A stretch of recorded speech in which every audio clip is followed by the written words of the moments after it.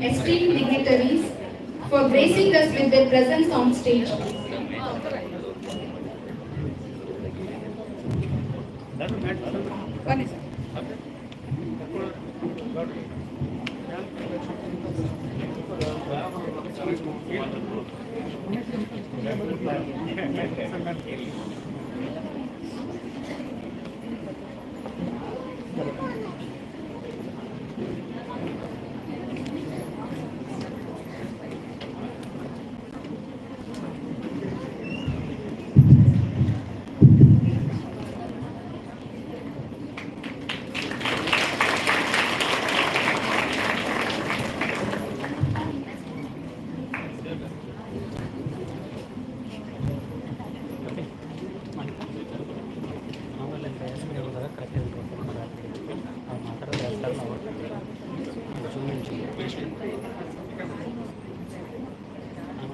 ಯಾರು ಮಾತಾಡ್ತಾರಲ್ಲ ಒಂಚೂರು ಹಿಂತಿರಿ ಆಮೇಲೆ ಬೇಕಂದರೆ ಒಂಚೂರು ನೋಟ್ ಮಾಡಿ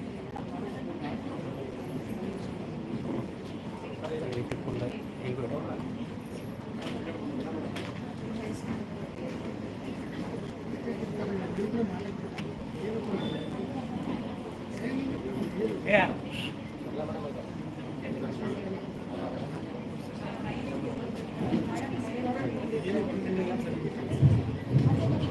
Namaste. A warm welcome to all. On behalf of BVVS, Akkamahadevi Women's Arts Science and Commerce College, Bagalkot, Karnataka, under Research and Development Cell and PG Department of Botany, we organize one-day national conference on Indian knowledge in multidisciplinary research. We gather here to celebrate the rich varieties of Indian knowledge woven from the threads of ancient wisdom, modern innovation and multidisciplinary collaboration. I am Pallavi Pathod, Lecturer, Department of English. I am Srilata Magod, Lecturer, Department of Chemistry. We welcome you all to this auspicious event.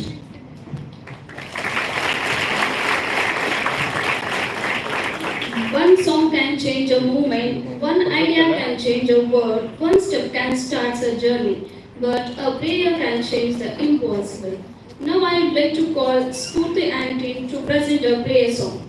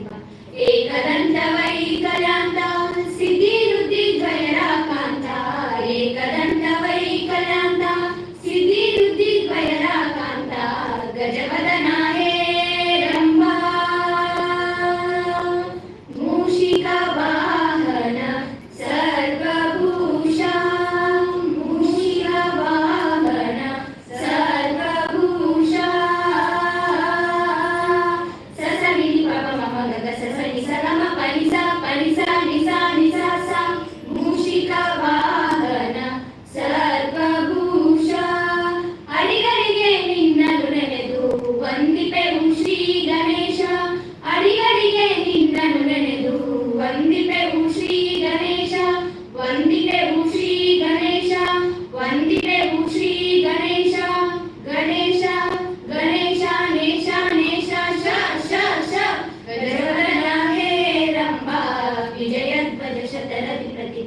ಗಜವದನ hey Rambha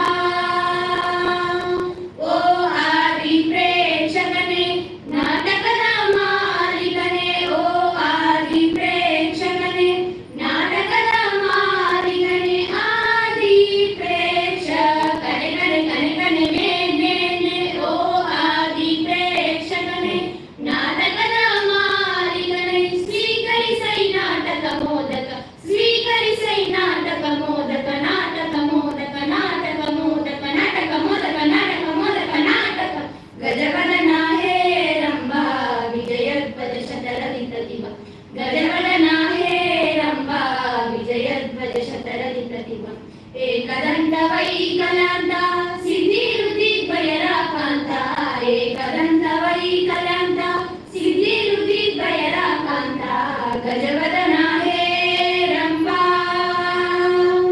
ಗಜವದನ hey Rambha ಗಜವದನ hey Rambha.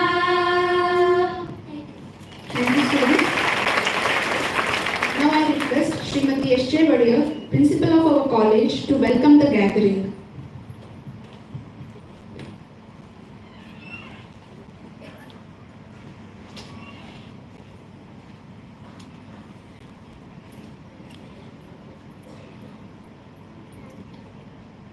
Dignitaries on the dais and authorities.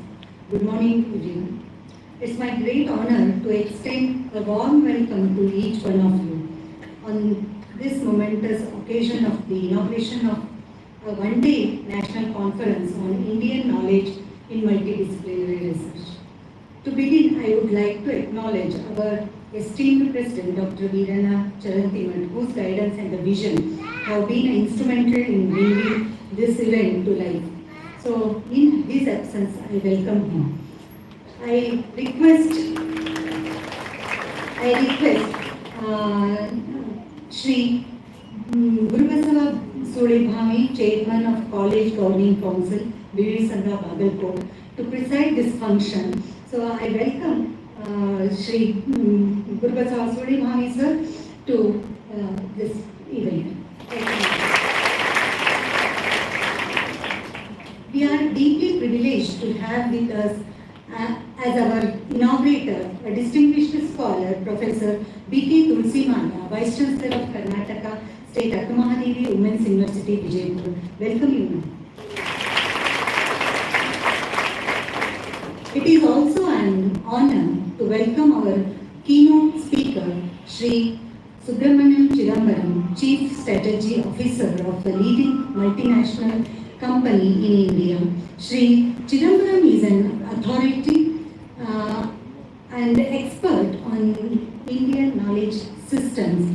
We are excited to hear your thoughts on how Indian knowledge can play a transformative role in multidisciplinary research. Welcome you, sir.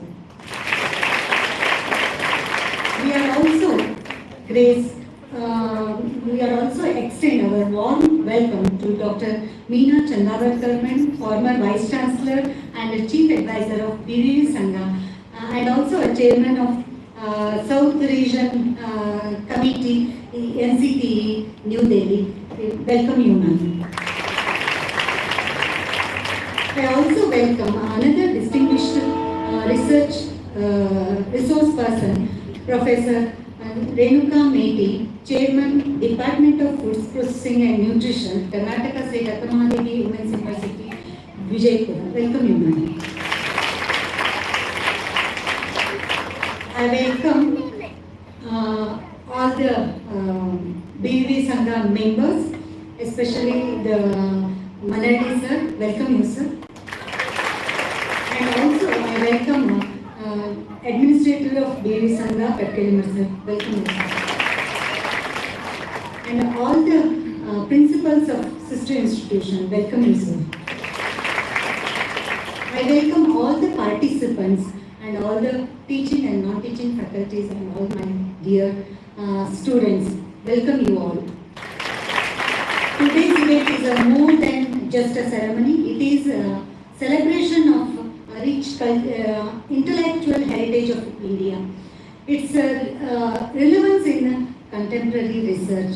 Once again, I welcome you all and thank you for being a part of this important event. Welcome you all. I welcome also the press reporters. Welcome you all. Thank you, ma'am.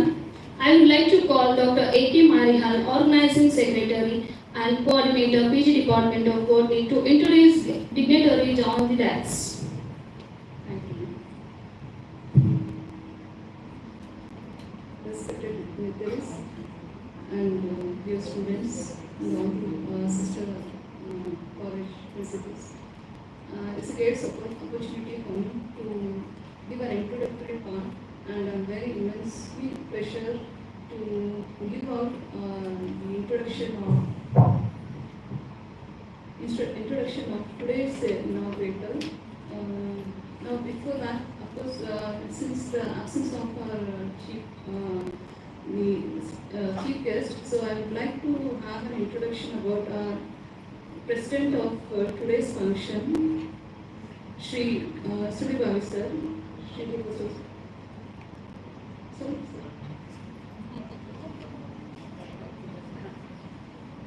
Oh, they're not here.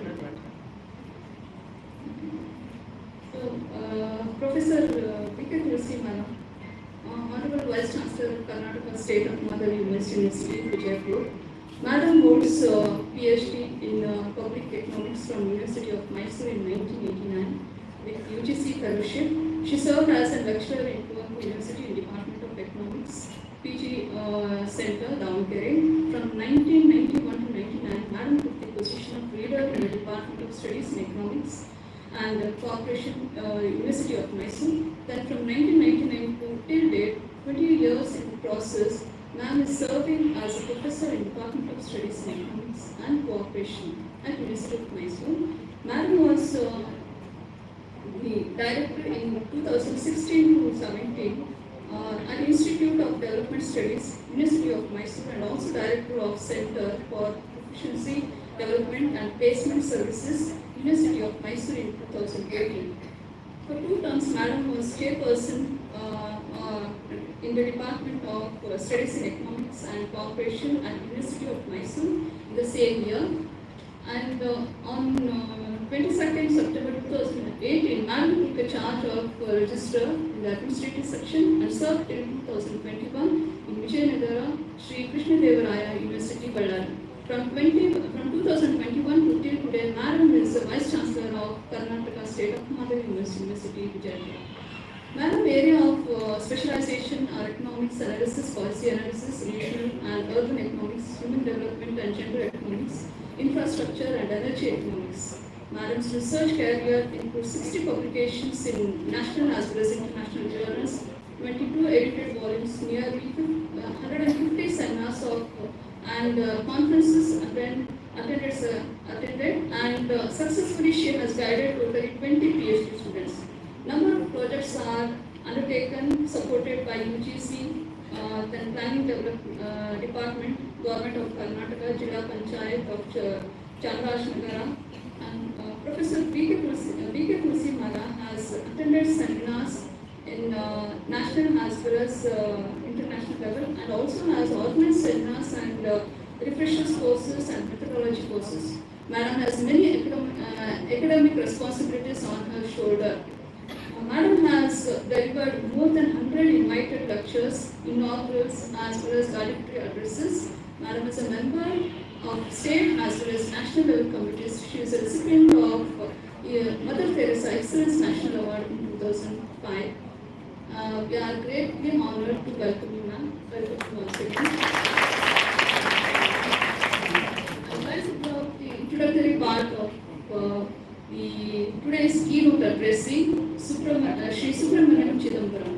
Sir hails from the family of Samavedic scholars in the Pudukkode village of Bagalkot district from Kerala, and he is an electrical engineer by qualification as well as postgraduate in management from IIM Lucknow.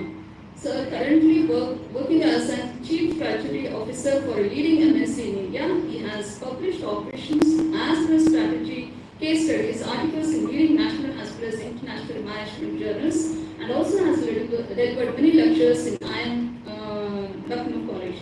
So, since Sir's background is as a Sanskrit, and he is also an MA in Sanskrit, specialized in Vedanta, and diploma in Manuscriptology, both from the University of Mumbai, and Sir is currently working as a visiting faculty of Vedanta at the University of Mumbai for advanced diploma students. Formerly, he has studied Veda chanting for nearly 8 years, and he also conducts classes on Vedanta. Currently, he is also pursuing a PhD on Indian perspectives on leadership from Chinmay Vishwa Vidyapita. Sir has received many awards like K.V. Dikshitara Prize for Jilla Vedanta from University of Mysore, awarded as a first prize in Young Scholars category, and he has received in the National Conference at Delhi. He has also won the B.N. Mandali Gold Medal by University of Mumbai for article on Vishnu Purana, a system of Hindu mythology as well as tradition. He also stood first in Diploma Sanskrit as well as Advanced Diploma Sanskrit examination at University of Mumbai in 2014 and 15. And Sir has presented many papers, especially the papers on Bhagavad Purana as a major text of Kevara Advaita Vedanta in the Indian Academic Conferences in 2021. He has also presented papers on Astanga Yoga as reflected in Sandhya worship in the year 2020. And also Sir has given many publications, especially the chapters on High Kosam, the Hindu festivals, as well as published a paper in relevance of Kalidasa Shakuntala in modern age in a commentary seminar that was conducted in the University of Mumbai. Apart from Sanskrit background, Sir also has a musical background. Sir hails from a family of music on his maternal side, and he was initiated in Tal music by his mother, Mrs. Bhagya. And of course, Sir started his formal training at the age of 13 itself under Vidushi Srimati Vijaya Vishwanath, and until her dismissal in 2006.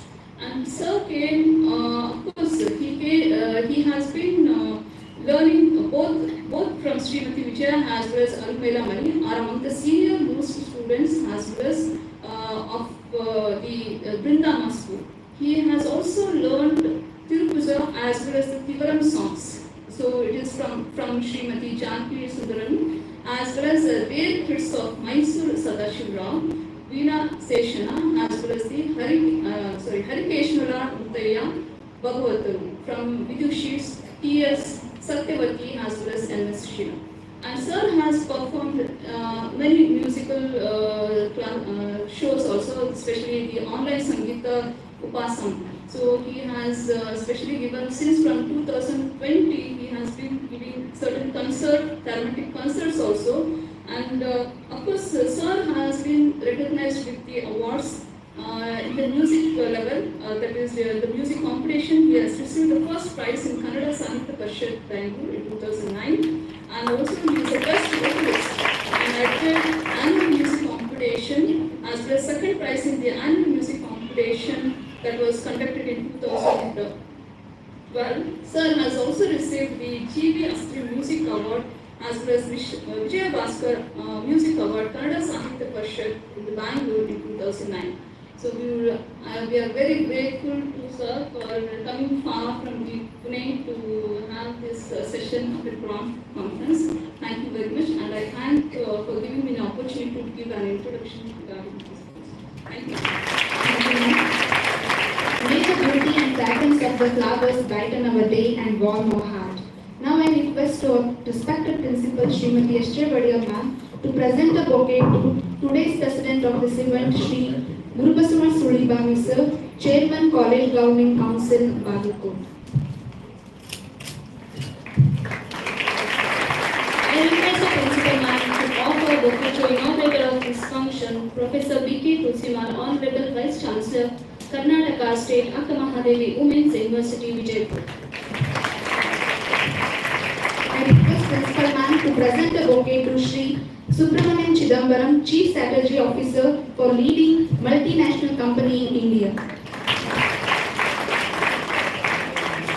I would like to call Ms. V.C. Thanikoti, Lecturer, Department of Commerce, to offer a bouquet to our beloved Principal, Srimati S.J. Warrior, IQAC Coordinator, Srimati P.K. Chogla, and Organizing Secretary, Dr. A.K. Marihal.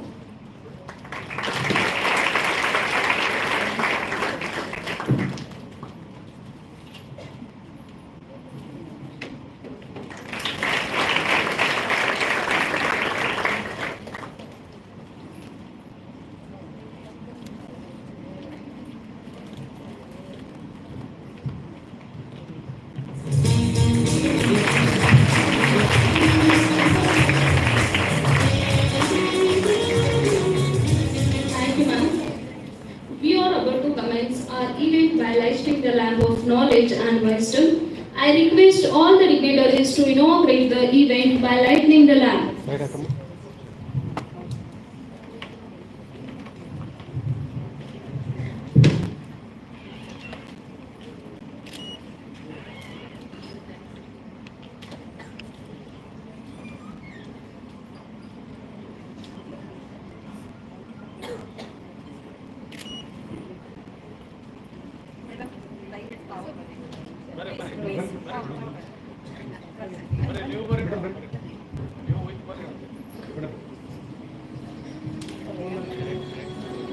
Witnessing the lamp being lit may inspire us all. The flame's upward movement, defying gravity, stands as a symbol of our quest for knowledge, upliftment, and the resolve to arise above all the challenge. It stands as a testament to the power of light over darkness, knowledge over ignorance. Let us begin this intellectual pilgrimage with an open mind, a curious heart, and a shared passion for the pursuit of knowledge. Together, let us unlock the secrets of India's intellectual treasure and harness its potential to create a brighter future for all.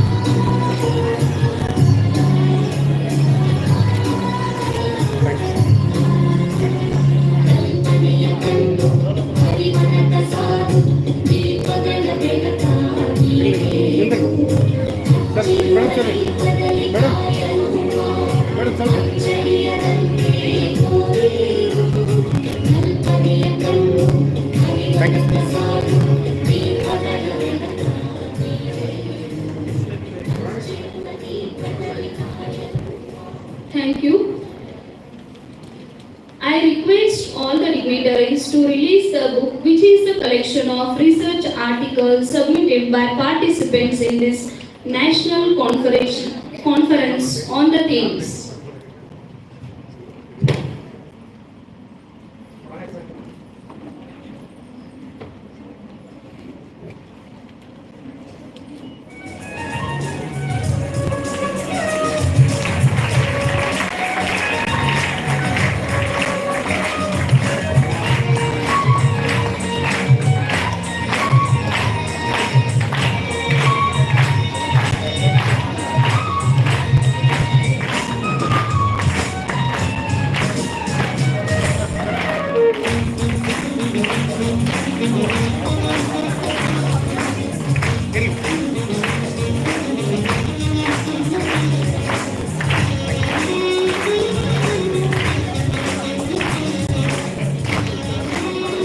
Thank you all. Now, it's our honor to call Professor B.K. Tulsimala ma'am, Honorable Vice Chancellor, Karnataka State Akkamahadevi Women's University, Vijaypur, for inaugural talk. Please, ma'am.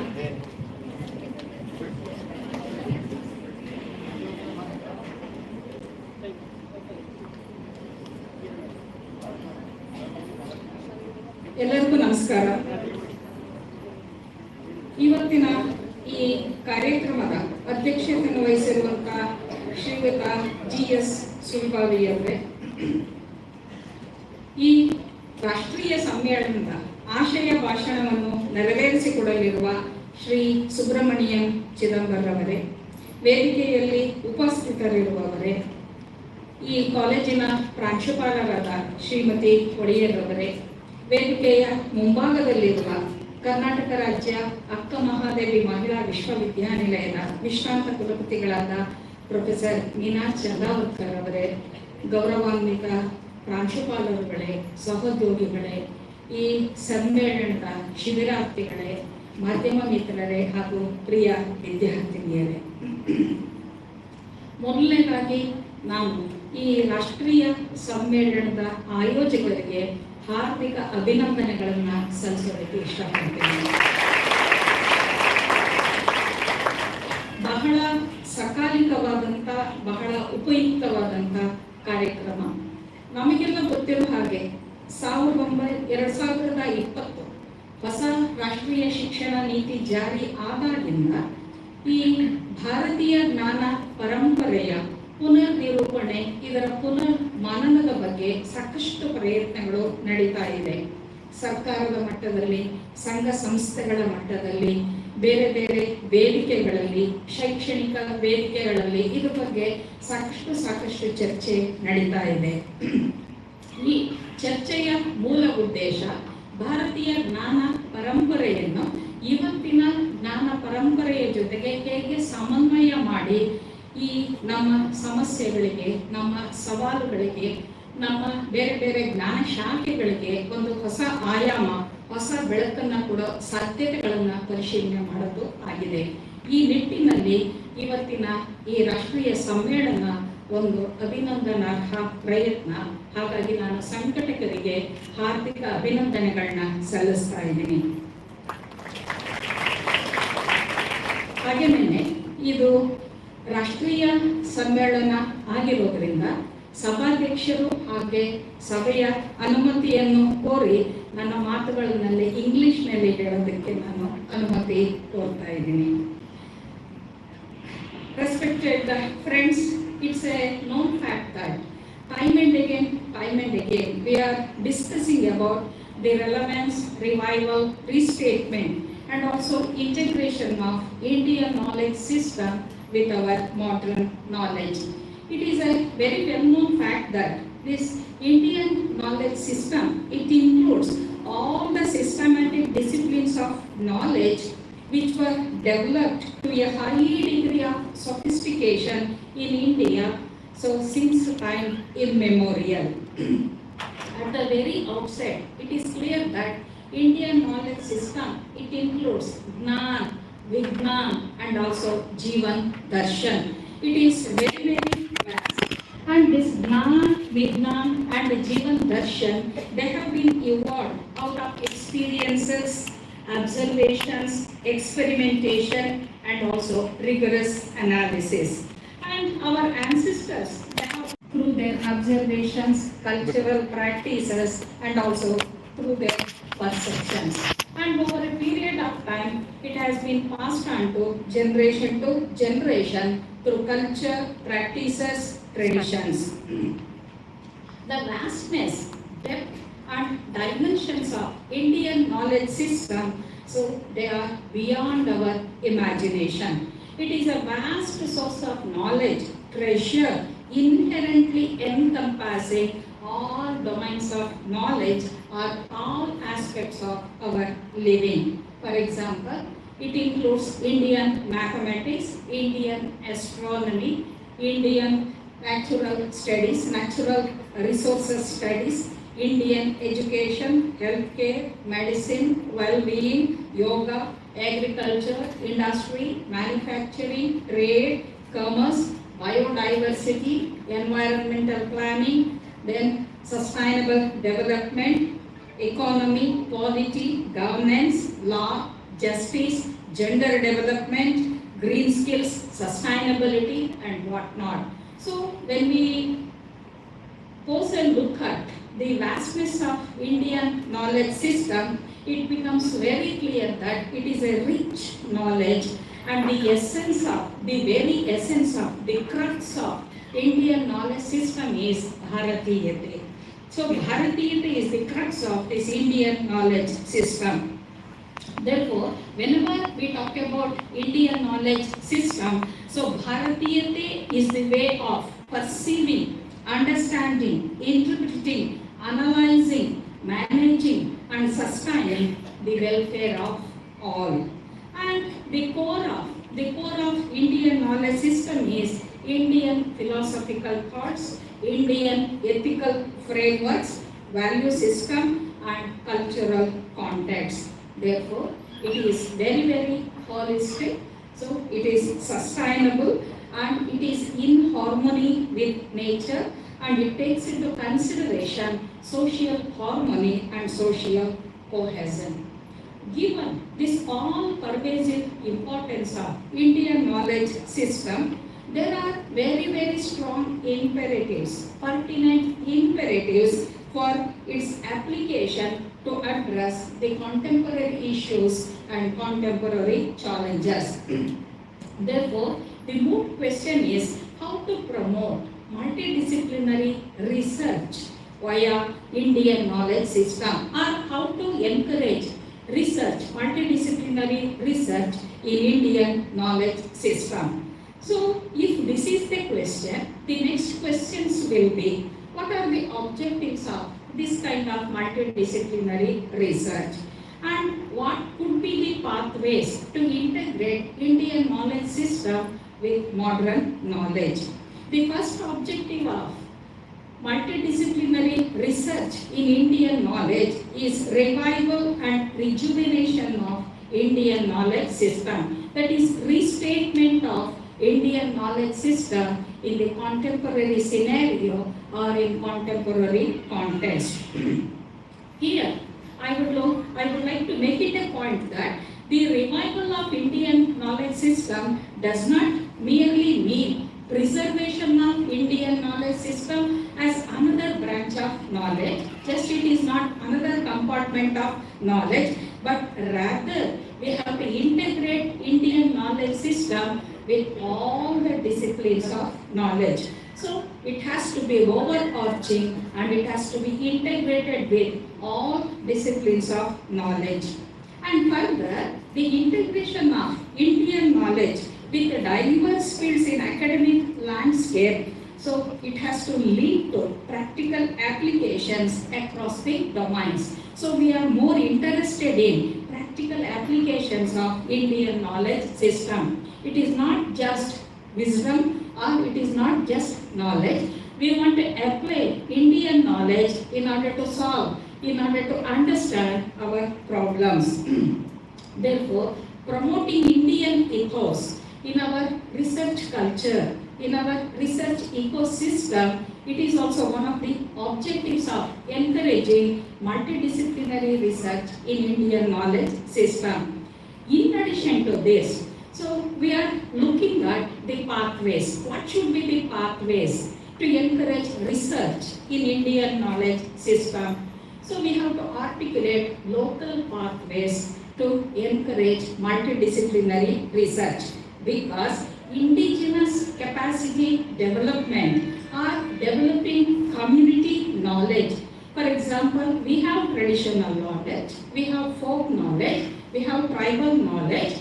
All these knowledge system, they are part of Indian knowledge system. So using all this knowledge system, we have to articulate local pathways in order to address our contemporary problems.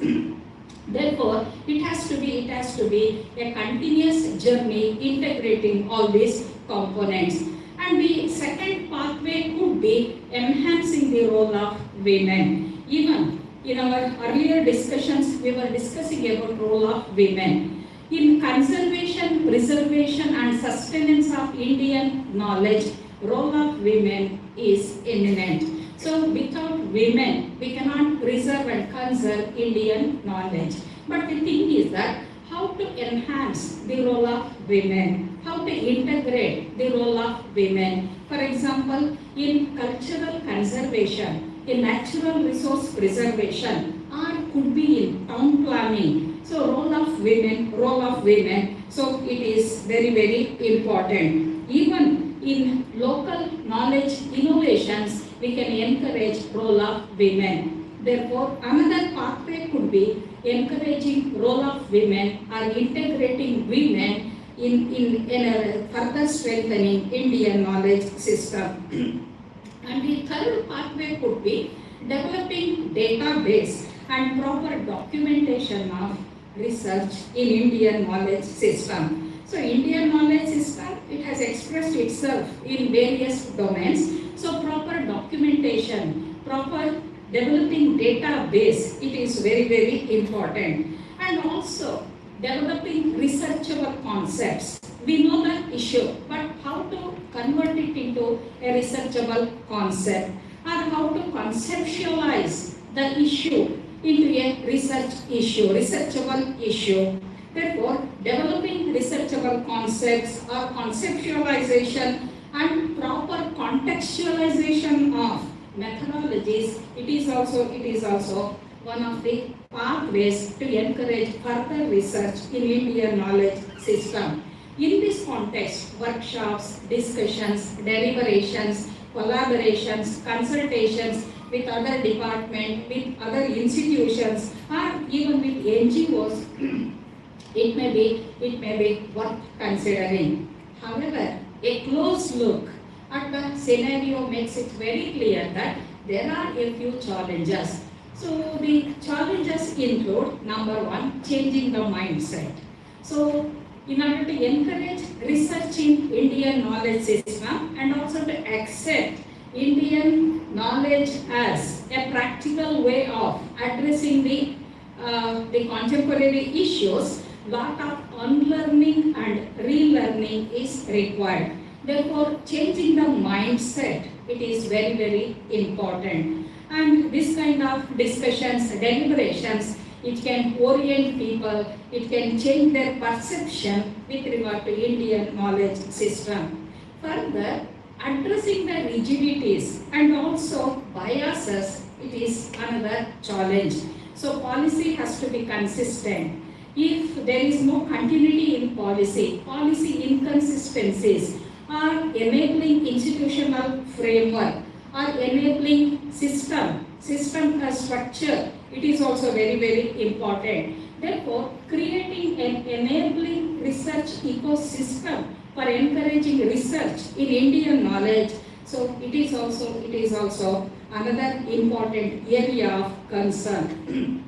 The third concern is that mobilization of resources. Resources do not mean just financial resources, even human resources, training facilities, amenities, particularly in regional setting and regional languages, it is very important. It is a very well-known fact that much of Indian knowledge can be percolated to the lowest strata through regional languages. It increases accessibility and it also encourages inclusivity. And another challenge is integrating with technology.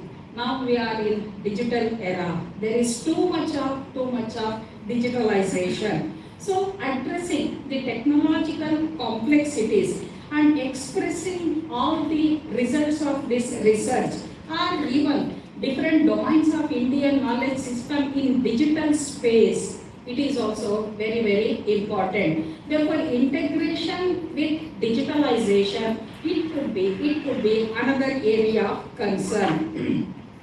In addition to this, we have to identify scholars, we have to identify institutions, we have to identify agencies. Already Government of India has set up a high-power cell under the Ministry of Education to look into the research possibilities with respect to Indian knowledge system. Now, it is the responsibility of higher education institutions and others concerned to take it still forward to encourage further research in this area. And already we have example of our traditional universities like Nalanda, Takshashila, Vikramashila, where there were more than 64 departments with 180 disciplines. So we have to take a clue from all these experiences, and we have to encourage, we have to enable, and we have to support our higher education institutions to encourage research in Indian knowledge system and also integrate Indian knowledge studies in our UG courses, PG courses, and other relevant courses. To sum up, it can be said that given the all-pervasive importance of Indian knowledge, it is imperative to support and facilitate further research for continuous learning with respect to Indian knowledge. So this kind of activities not only foster our pride in knowledge system, Indian knowledge system, further it will also equip us with invaluable insights that can address many of our modern crises and modern challenges. India is all set to become global leader, Vishwa Guru, Vishwa Nayaka. So if India has to become Vishwa Guru or Vishwa Nayaka, so the reorientation of, reformulation of, restatement of Indian knowledge system, it is absolutely necessary. It is needless to emphasize that Indian knowledge system will contribute to the world's diversity of thoughts, fostering collaborations, academic exchange that can enrich global well-being. Therefore, much depends on how we perceive Indian knowledge system, the perception, understanding, interpretation, analysis, and sustaining Indian knowledge system. It is absolutely necessary. And this seminar has been organized for this particular purpose, that is to explore the possibilities of multidisciplinary research focusing on Indian knowledge. And I am sure that the day-long deliberations on different aspects of the research process as well as dimensions of Indian knowledge system, so will come out with very fruitful policy implications. And I am also very sure that there are many takeaways from these day-long deliberations. So once again, I wish you all the very best, and I would like to take this opportunity to thank the organizers for giving me this opportunity. So once again, I wish you all the very best. Have a great day. Thank you. Thank you, ma'am, for a memorable and impactful inaugural speech. We are grateful for you to inspiring and sharing your insights and expertise with us today. Thank you, ma'am. Now, we are delighted to call Shri Subramanian Chidambaram Sir, Chief Strategy Officer for a leading multinational company in India, who will deliver a thought-provoking keynote address. Please, sir.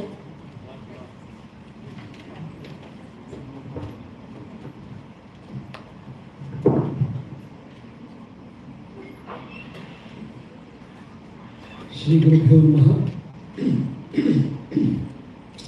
A very good morning to all of you. Do we have energy in the house? Yes. All had a full stomach, had good breakfast? Yes? Okay. At the outset, I need to thank a number of people on the dais and off the dais who have given me this opportunity to take part in this conference and share some thoughts that I have. I need to especially thank Meena Chandavarkar ma'am for suggesting this entire thing, and all the dignitaries on the dais who have made this possible today.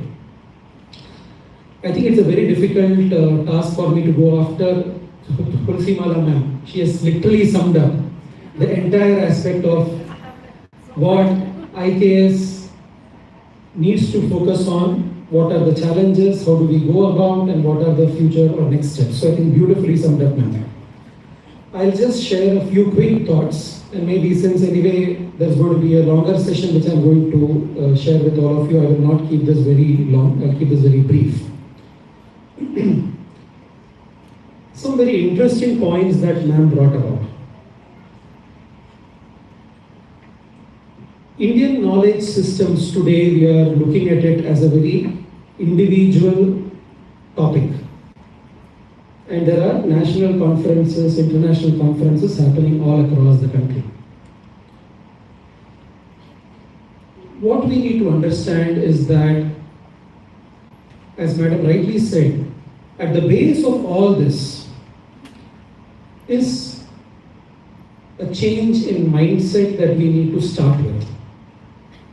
Else, many of these conferences will end up with papers and academic material that will continue to lie in the shelves and cupboards. It will not be of any use to any one of us. Wisdom. There is nothing called as academic wisdom in Indian knowledge systems. You can refer to any of the texts of Indian knowledge system. Whenever the teacher teaches the student, there is always a disclaimer left at the end to say that please experience on this own and find out the truth of this. Unless that experience happens and the person makes it his or her own, Indian knowledge system is not complete. It is experiential in its very nature.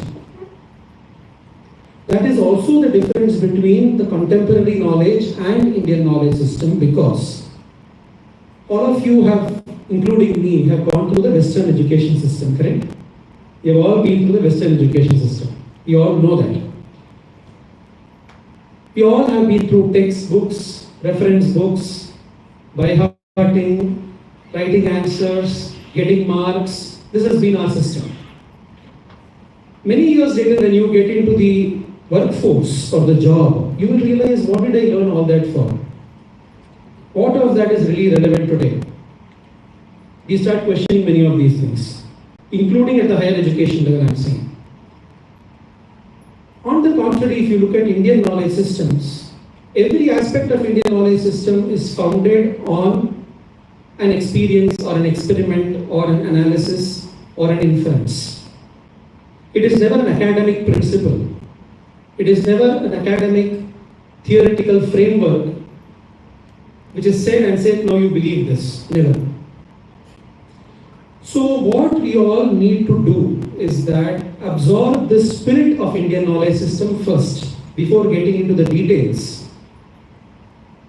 And Madam is also there who's going to speak on Ayurveda and a lot of stuff related to Indian knowledge systems within the herbs and other aspects. What we need to understand is that none of these things have come saying that Ayurveda is the greatest science, Arthashastra is the greatest science, Mahabharata is the greatest book. Never. It has never been claimed to be that. It never expects anyone to believe that also. So what I want all of you to do is, see, one common link between all of us is that we all belong to this land of Bharat. Whatever be our beliefs or faiths or traditions or following, we all belong to this land. We have an attachment towards this land and the culture and tradition of this land. Indian knowledge systems is about the culture and tradition of this land. It's about the thought process of our ancestors. It's about the thought process of the people who have been before us. So it is important for us to bring that thought process back. Once you understand the thought process, as Madam rightly said, contextualize it. I hear a lot of debates and discussions happening everywhere. Many of these Indian texts are outdated. What is the relevance of those principles today? They are very regressive. The problem is you have not contextualized it for today. The society of 500 years back, 1000 years back, or 5000 years back was a different society. It is not the society of today. So when you are applying some of these principles, understand that today's society is different. The society then was different. But the beauty is some of the principles will still apply today. So the essence is how do you draw the principle from ancient wisdom and apply it to modern context. That is where we need every one of you. Because each person can think differently on how to apply it to the current context. So contextualization is extremely important for Indian knowledge systems. Secondly, Indian knowledge systems is not claiming to be the system over contemporary. No. That should not be the approach that all of you think as well. As Madam rightly said, how to integrate. Today we are already, if suppose we are ill today, we do run to the doctor, right? We do go to allopathy. Now as an Indian knowledge system, if you say no, this particular system of Indian medicine is all that I believe in, but in your practical life you are not using that, right? So for talking you are doing something, for practice you are doing something, that is not the way. What you need to do is that, fine, there is an Indian system of medicine. What does the Indian system of medicine say? Can it be integrated with the modern science? So is there a possibility of integrating an allopathy with an Ayurveda, with a Siddha, with a Homeopathy, all the systems of medicine? Each one has got their own positives and pros and cons. How do I bring all this together? What is for what? Which system applies for which context? How do I choose and do? Just imagine a doctor who would be more well versed in all these things and would give the right thing to the patient that is essential to the patient. Wouldn't that be much more beneficial than, sorry for the example, but today we are running into specializations, right? So you go into a multi-speciality hospital. If you have a heart problem, you go to the cardiologist. He's not going to see how your liver is or your lungs are. He's not going to see all that. He will say, okay, you go. He'll refer to another doctor. You please see that doctor. We are in need of general physicians. That concept has gone away today. Similarly, for Indian knowledge systems, you need those general physicians. You need people who know both sides of the world, who know the contemporary context, who know the ancient wisdom and can bring both of these together. And that should be your mindset. That should be your thought process. And the last point I would want to leave you with is, please don't hesitate to ask questions. Please don't hesitate to challenge. Anybody is claiming anything or saying anything, challenge. Why do you say so? We do not believe, or we are not seeing the proof of this. Can you explain more? You need to challenge. Only when you challenge, the people also will go back. If they don't have answers, they will go back and find answers for you. None of the people today, either in Indian knowledge systems or otherwise, can claim that they know everything. We don't know everything. Everybody is looking at a part of the elephant. All of you know the story of the blind man and the elephant. We are all looking at some part of the elephant. Nobody has seen the elephant together. The effort is to see the elephant together, coming together, so that all of us can put the jigsaw puzzles in its right context. So these are some of the thoughts that I would leave you with, to say that please apply these principles. Don't allow these to be just academic exercises. Academic exercise alone doesn't help. You need to move it into practice. You need to move it into your life. If it does not apply to your life, it is not worth pursuing. If it does not apply to your practical context, it is not worth pursuing. So please keep that in mind and have that as the motive in whatever you are doing. Once again, I thank all the dignitaries and the authorities for this opportunity, especially an institute that is named after the great saint philosopher Akkamahadevi. It's so wonderful that I am being part of such a beautiful ceremony under the name of that great saint. So once again, thanks a lot. Thank you, sir, for your insights and and expertise made a significant impact, and we are grateful for your valuable contribution. Thank you once again. Now, I request all the dignitaries on the dais to felicitate Inaugurator of this function, Professor B.K. Tulsimala, Honorable Vice Chancellor, Karnataka, Akkamahadevi Women's University, Vijaypura. We are humble and honored to have you grace with your presence.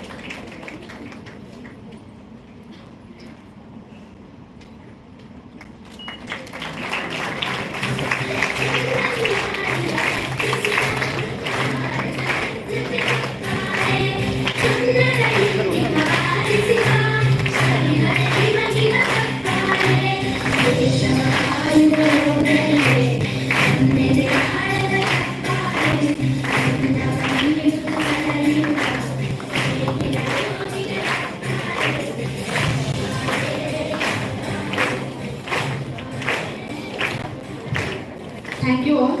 Now I request Shri Gurubasava Solibami Sir, Chairman, College Governing Council.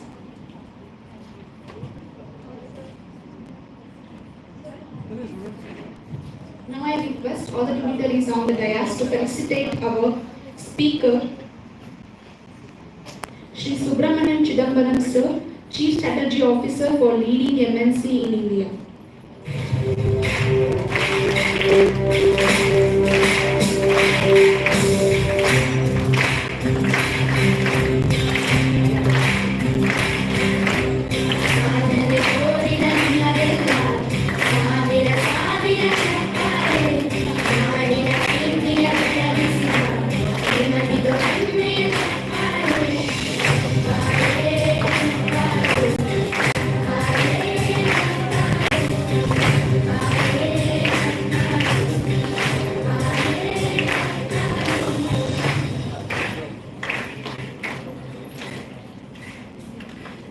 Thank you all. Now I request all the dignitaries on the dais to felicitate our another speaker, Professor Renuka Meti Ma'am, Chairman, Department of Food Processing and Nutrition, Karnataka State Akkamahadevi Women's University, Vijaypur.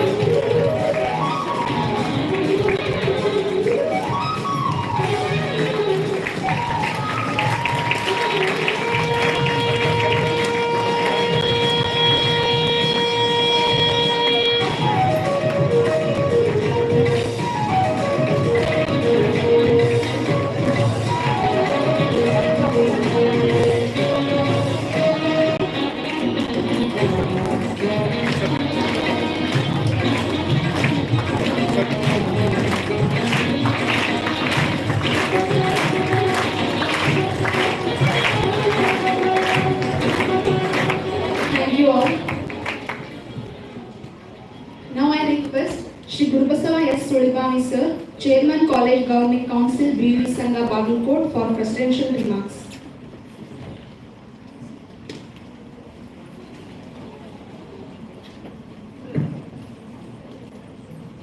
Basaveshwara ವಿದ್ಯಾವರ್ಧಕ ಸಂಘದ Akkamahadevi women's ಕಾಲೇಜಿನ ಈ Indian knowledge in multidisciplinary ರಿಸರ್ಚ್ನ ಈ ಇನಾಗುರಲ್ ಕಾರ್ಯಕ್ರಮದ ಅಧ್ಯಕ್ಷತೆಯನ್ನು ನಮ್ಮ ಕಾರ್ಯಾಧ್ಯಕ್ಷರು ವಹಿಸಬೇಕಾಗಿತ್ತು. ಅವರ ಕೆಲಸದ ಒತ್ತಡದಿಂದ ಅದನ್ನು ಬರೋಕ್ಕಾಗಲ್ಲ ಅಂತ ಹೇಳಿದ್ರ ಸಲುವಾಗಿ ಈ ಕಾರ್ಯಕ್ರಮ ಅಧ್ಯಕ್ಷತೆ ನಾವು ವಹಿಸಬೇಕಾಗಿದೆ. ಅದೇ ರೀತಿ ಇನಾಗ್ರೇಟರ್ ಆಗಿ ಆಗಮಿಸಿದಂತಹ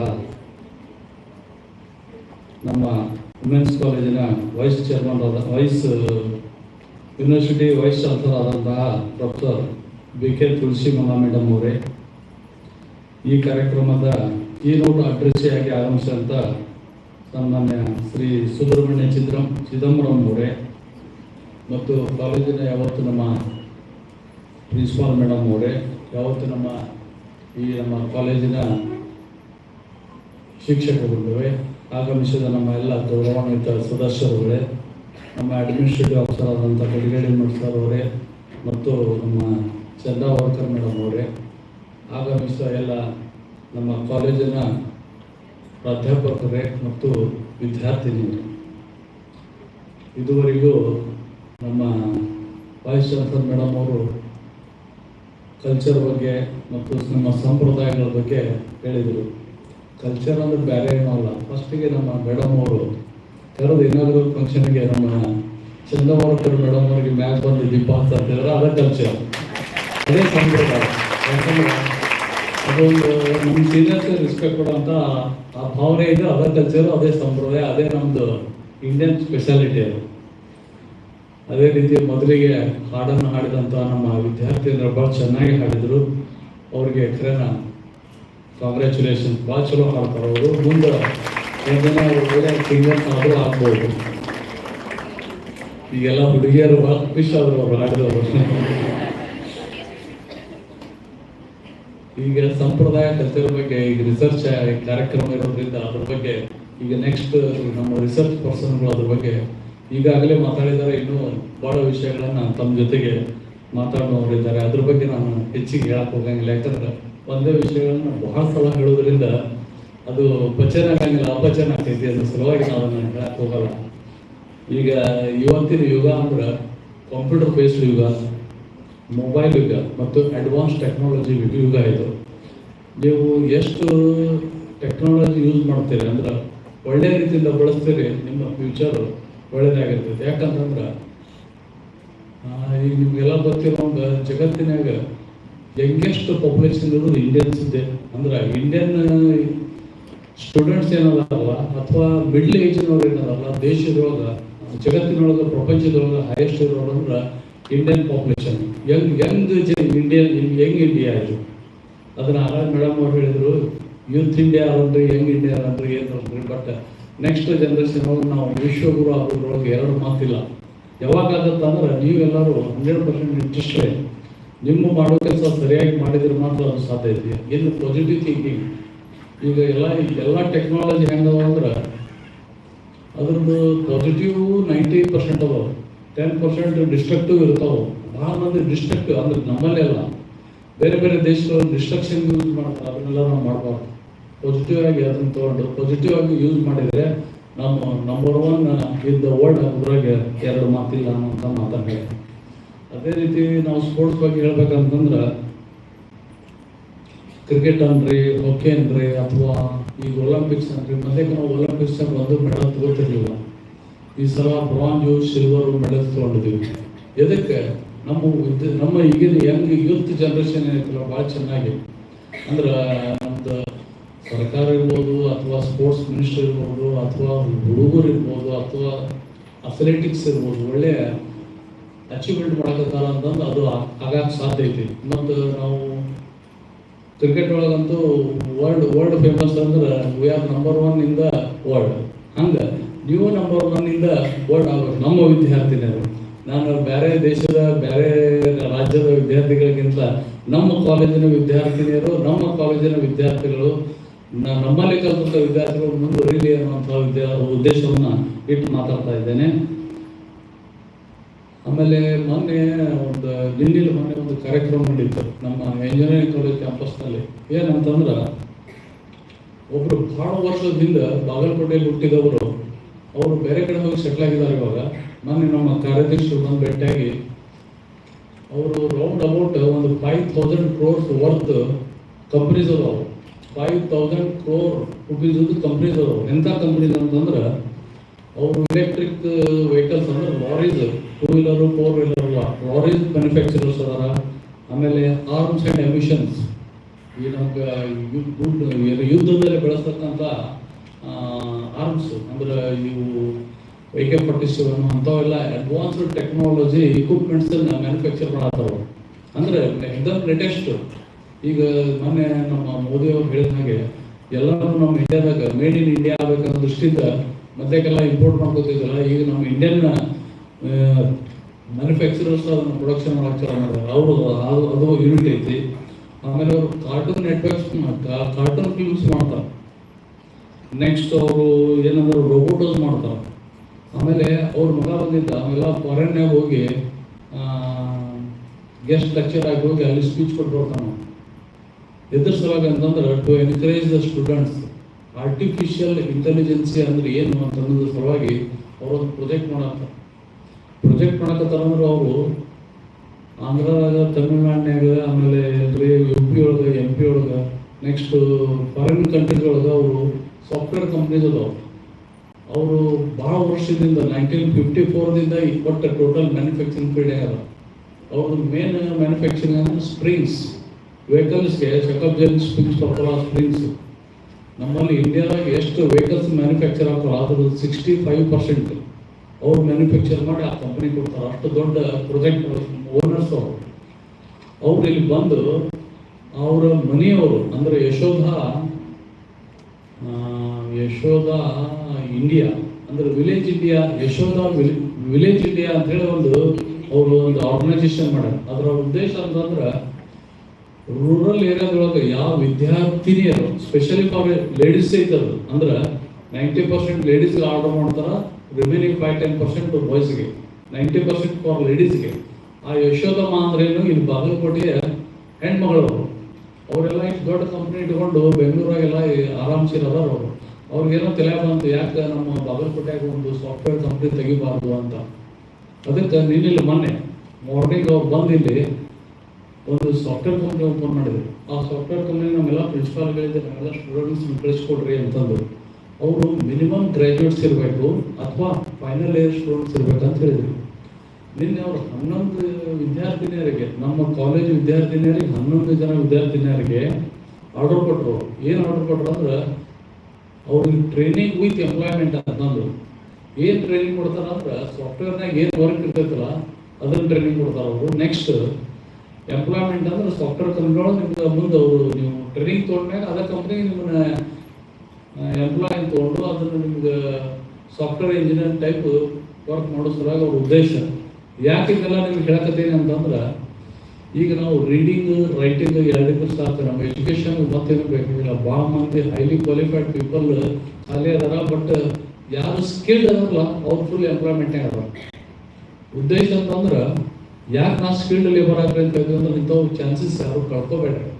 ಈಗ ಅವರು ಹೇಳೋ ಉದ್ದೇಶ ಅಂತಂದ್ರೆ ಬಾಗಲಕೋಟೆ ಅಂತ ರೂರಲ್ ಏರಿಯಾ, ಅಂದ್ರೆ ಇದು ರೂರಲ್ ಏರಿಯಾ ಅಲ್ಲ, ಸರೌಂಡಿಂಗ್ ಹಳ್ಳಿ ಜನ ಅಥವಾ ಬೇರೆ ಕಡೆಯಿಂದ ಬರೋರಿಗೆ ಭಾಳ ಮಂದಿಗೆ ಏನಿರ್ತೈತಿ, ಹೆಣ್ಮಕ್ಳು ಅಂದ್ರೆ ಏನು ತಿಳ್ಕೊಂಡಿರ್ತಾರೆ, ಆಯ್ತಪ್ಪ ಒಂದು ಡಿಗ್ರಿ ಮಾಡ್ಸೋಣ, ಅವ್ರು ಲಗ್ನ ಮಾಡಿ ಕಳ್ಸೋಣ ಅಂತ ಅಷ್ಟೊತ್ತಲ್ಲಿ ಆಗಿರ್ತೈತಿ. ಆ ಉದ್ದೇಶದ ಹೋಗ್ಬೇಡ್ರಿ ಅಂದ್ರೆ ಲಗ್ನ ಆಗಬೇಡ್ರಿ ಅಂತಲ್ಲ, ಲಗ್ನ ಆಗಬೇಡ ಅಂತಲ್ಲ. ಆದ್ರೆ ನಾವು ಸ್ಕಿಲ್ ಕಲಿಬೇಕು ಮತ್ತು ಆಮೇಲೆ ಏನೈತಲ್ಲ ನಾವು ಬೇರೆ ಕಡೆ ಹೋಗಿ ಸೆಟ್ಲ್ ಆಗಕ್ಕ ಅಪಾರ್ಚುನಿಟೀಸ್ ಇರ್ತಾವ ಅನ್ನೋ ಮಾತನ್ನು ಹೇಳ್ತಾ, ಈ ನಮ್ಮ ವುಮೆನ್ಸ್ ಕಾಲೇಜಲ್ಲಿ ಸಾಕಷ್ಟು ಕಾರ್ಯಕ್ರಮವನ್ನು ನಾವು ಭಾಳ ನಮ್ದು ಎಲ್ಲ ಟೈಪ್ ಕಾಲೇಜ್ ಇದಾವೆ.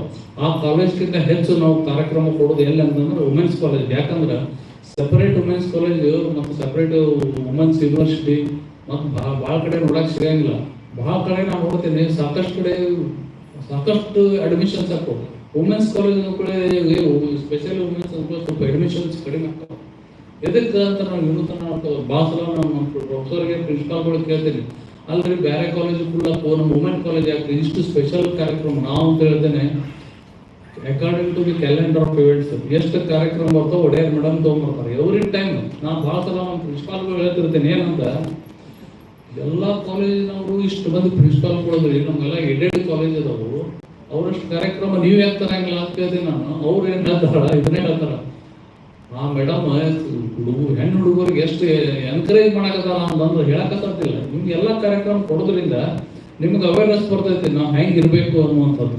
ಅದರ ಸಲುವಾಗಿ ನೀವು ಎಲ್ಲರೂ ನೀವು ಯಾರು ಇಲ್ಲಿ ಕಲಿತಿರ್ತೀರಲ್ಲ, ನಿಮ್ಮ ಜೊತೆಗೆ ನಿಮ್ಮ ಫ್ರೆಂಡ್ಸ್ಗಾಗಲಿ ಅಥವಾ ನಿಮ್ಮ ರಿಲೇಷನ್ನಾಗಲಿ ನಿಮ್ಮ ಸಿಸ್ಟರ್ಸ್ಗಾಗಲಿ ನಿಮ್ಮ ಇವ್ರಿಗಾಗಲಿ ಏನು ಹೇಳ್ಬೇಕಂದ್ರೆ ನಮ್ಮ ಕಾಲೇಜ್ನಲ್ಲಿ ಕಲಿತಂಥ ವಿದ್ಯಾರ್ಥಿಗಳ ಫ್ಯೂಚರ್ ಐತಿ ಅಂತ. ಯಾಕೆಂದ್ರೆ ಹೇಳ್ತೀನಿ, ನಮಗೆ ನೀವು ಕಲಿಯೋದ್ರಿಂದ ನಮಗೇನು ಫಾಯ್ದೆ ನುಕ್ಸಾನ ಇರಲ್ಲ. ಬಟ್ ಉದ್ದೇಶ ಅಂತಂದ್ರೆ ಏನು, ನಮ್ಮ ವಿದ್ಯಾರ್ಥಿನಿಯರು ನಂಬರ್ 1 ಇನ್ ದ ವರ್ಲ್ಡ್ ಆಗ್ಬೇಕನ್ನುವಂಥ ಉದ್ದೇಶ. ಅದಕ್ಕೆ ನೀವೆಲ್ಲ ಆ ಲೆವೆಲಿಗೆ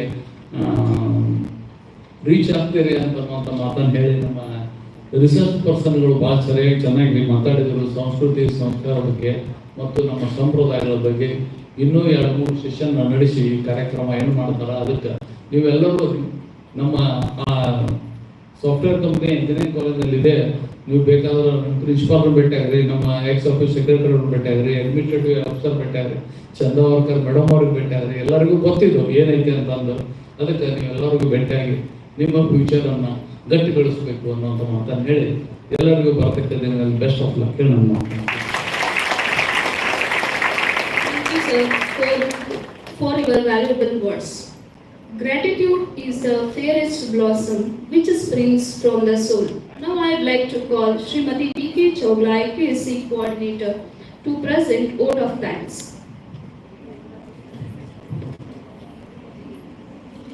Good morning, everyone. As we are at the end of the inaugural session, it's my pleasure to express my gratitude to all involved. Firstly, I would like to thank Dr. Viranna Charandiman, Chairman, BVVS Sangha, Bagalkot, in his absence. Now, I extend my thanks to President of this national conference, Shri Guru Basava Sulibhavi Sir, Chairman, College Governing Council, BVVS Sangha, Bagalkot, for your presence. Thank you, sir. I extend my sincere thanks to Honorable Vice Chancellor of Karnataka State Akkamahadevi Women's University, Vijaypura, Professor B.K. Tulsimala Madam, for inaugurating this national conference. I am grateful to Shri Subramanian Chidambaram, Chief Strategy Officer, for leading MNC in India for delivering keynote address. Thank you, sir. I extend my heartfelt thanks to Srimati S.J. Vadia, Principal of our college, for organizing such event. Thank you, madam. I wholeheartedly thank the organizing secretary of this conference, Dr. Kavita Mariha. Thank you, madam. And also, I extend my gratitude to Dr. Meena Chandavarkar, Chairperson, SRC NCD, and former Vice Chancellor and Chief Advisor of BVVS Sangha. Thank you, madam. It's my pleasure to thank Speaker of second session, Professor Renuka Meti, Chairman, Department of Food Processing and Nutrition, Karnataka State Akkamahadevi University. I also thank to all the members of BVVS Sangha, especially the Manali sir, Jijini sir, and Katiyal Mats sir. Thank you, sir. I also thank to all the principals of our sister institution. Thank you, sir. I thank to all the press reporters. Now, I would like to thank all the participants who are presenting the papers. Additionally, I appreciate all the faculty members, and last but not least, I thank all the students who gathered here. Thank you. Thank you.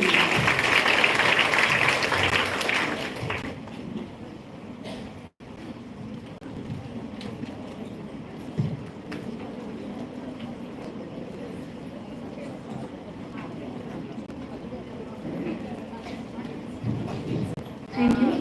It's a time for short tea break. Take a few minutes to refresh and recharge. Students are gathered here only.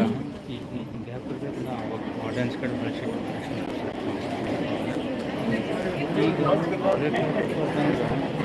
ಮತ್ತು ಇನ್ನೊಂದು stop ಮಾಡಿ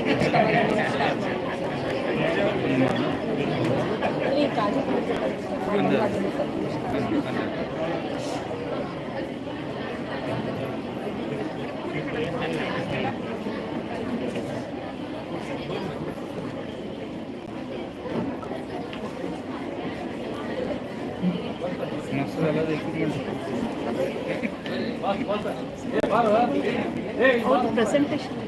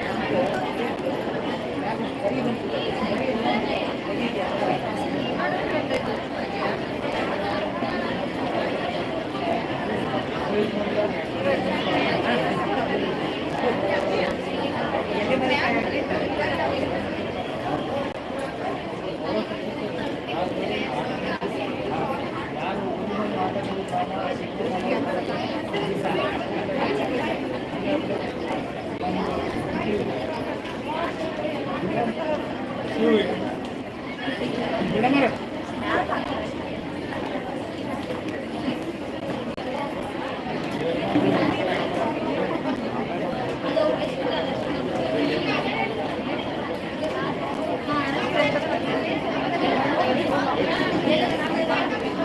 ಅನ್ನ ಕಟ್ಟಕದಾರಂತೆ half an hour ಬೇಕಾಗರಂತೆ ಬಂದ್ಮೇಲೆ ನಾನು ಆಫೀಸಾಗ ಕುಂದಿರ್ಸ್ರಿ ಆಮೇಲೆ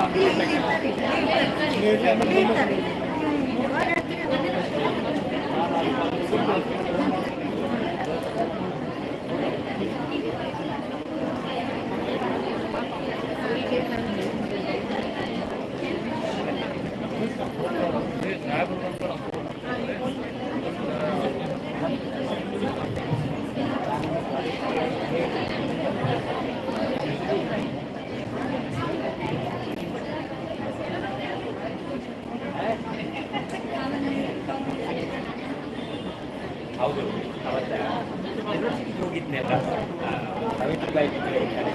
ನಾವು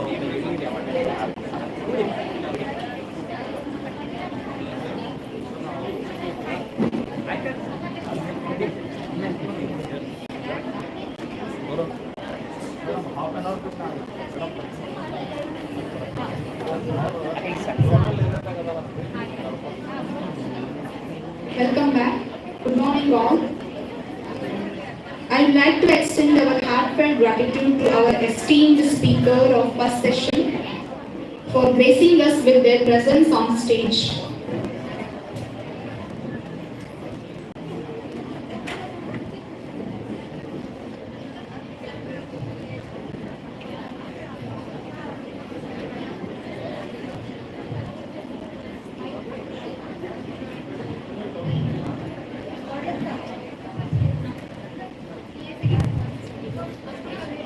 Now I hand over this first session to Shri Subramanian Chidambaram sir on the topic Indigenous Indian Management Ancient Perspective. Please sir. All of you can hear me? Yes, sir. Energy is still on? Yes. Good? Okay. I know that we are already a bit delayed, so I'll try to manage this and not keep you away from the further sessions and the proceedings of the day. But still, let me make a few points in this session. So the topic here is management and ancient Indian perspective. Now, this is an apt topic for me because I come from the management background, both from academic side and the practical side. So I thought this would be a good topic for me to deal with. I will deal with two topics today as a focus area. How many of your people here have taken finance or belonging to the finance background or commerce background? Anybody from commerce? Wow, good. Economics? Commerce, economics? Okay, good. So you will get more idea of what I'm trying to say, but definitely it is good for all as well. So first is on a deep dive on economics, or finance and economics, and second would be on leadership and management. Okay, so I'll just quickly go through a few things. I will try to wrap it up in maybe around half an hour. Should that be okay, madam? So that we also give some time for them to ask questions. Yeah. Okay. I don't know how many of you have seen this research. If you have not seen this research, it is definitely a good research for you to go and see. This is one study done by an economist from IMF called Angus Madison. Okay, it's a very famous economist. There are many books that she has released. One of the books speaks about world economy. She is tracing the world economy over various centuries, and not just from the first century, even before the first century also, she is tracing. And interestingly, she plots which are the countries that contributed maximum to the world GDP. As you can see here, the brown color, dark brown color is India. So even until the 15th century, you can see the contribution of India to global GDP. Today you are calling India as a developing nation. We are still the top 5 countries. We have to come in the top 3. We were already the top 1 at some point of time. Okay, it has come a circle now. And everything in our tradition is a circle, is always a chakra, right? You are at the top, you will come to the bottom, again you will go to the top. That's how the chakra is. And that is what is happening to the economy of the country also here. So India was a leading economy or a leading contributor to global GDP in the initial centuries as you look at from the Common Era. And you can also see China also progressing significantly in those eras. In fact, the Indic civilization and the Chinese civilization are among the oldest civilizations, even as you see from a civilizational perspective. Many other civilizations have come and gone. Right? You had many more civilizations. You had the Egyptian, you had the Babylonian, and so many other civilizations. But today, extent the civilization, if you see, none of them are there today. You can only read them in books or see them in the museums and the pyramids, right? All these things only you can see them. But Indian civilization, Chinese, these are few civilizations where even today, these are living traditions, you can see that. And the contribution you can already see to how they have done. Now, I will touch upon a few concepts. The first thing is that how did our country contribute so much to the GDP? Our country did a lot of trading. Trading was a primary aspect or occupation in Bharatavarsha. We have traded through our coastline, if you see. There has been huge trade happening to the Middle East, the Persia, Middle East, that entire region. You all know about the Silk Route, you all have studied in history. On the other side, if you look at it, to the Southeast Asian countries and everything also, especially around the southern part of the India, right, the coastline, a lot of trading has happened, even during those times. So trading was a thriving occupation in the country, and that is why you have a lot of development and maturity that you find about trading, about the trader, the merchant. He's called the Vanik, Vanijya. Even today we use these terms. So Vanik and Vanijyam was very well developed in those times, including the various forms of currency, right? The smallest forms of currency being called as Tresarenu, that's what I mentioned here. So you had those sometimes earlier you had Ana and Paisa, of course. Today all of them have got demonetized, or they are no more in vogue. They have all become antique pieces. But even in those days, you had the concept of the Tresarenu, which was contributing somewhere like 1/10 of a rupee or 1/100th of a rupee, concept of today. Until various Shatamanam. So you had so many multiples and hundreds and multiples of these that were available. This is just to say that the currency, the form of currency, the method of currency was very well developed. You have penalties and punishments being mentioned in these panas, these currencies, for various kinds of activities. The trader, the merchant, what his activity should be, including how should the trade happen? How do you weigh objects? The method of weighing, the measurements of weighing were very well defined. Along with that was also defined what are the counterfeits. Today we do that, right? How to find adulterated, how to do the counterfeit, because people can fool you. Even during those days that was done. So there were methods to find out how counterfeits are made, how to remove those counterfeits, how to penalize or punish those people, and how to establish a system of proper measurement and trading. Qualities of a trader, very important. So even today, as many of you might be thinking of becoming entrepreneurs and exporting and importing stuff, might be good for you to know some of these principles. It says that the first thing that the trader needs to know is that the trader needs to know the value of the object that he or she is selling. So you might say, what is the big deal in this? Every trader knows what is the value. They are saying, no, the money. No. Value is different from money. Value is different from price. Price is what you are quoting. 100 rupees, 200 rupees. But value means, do you really know that this is worth 100 rupees or 200 rupees? Do you know the real worth of the object that you are selling? Otherwise, you might be undervaluing it. You might be selling it too cheap, or you might be selling it too costly, nobody will buy it.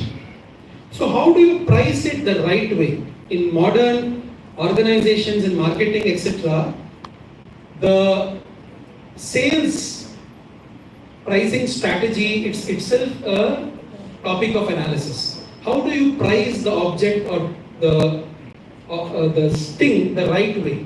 The correct pricing. All of you go to the market, right? Certain things you are immediately caught by attention and you feel this is fine, I can give this money. Certain things you feel these are too expensive, I will not buy. So these things are going back to say that have you understood the real value of this object? Does the customer see the real value of this object? And are you pricing the right way? So the trader first should know that as to what is the real price or real value.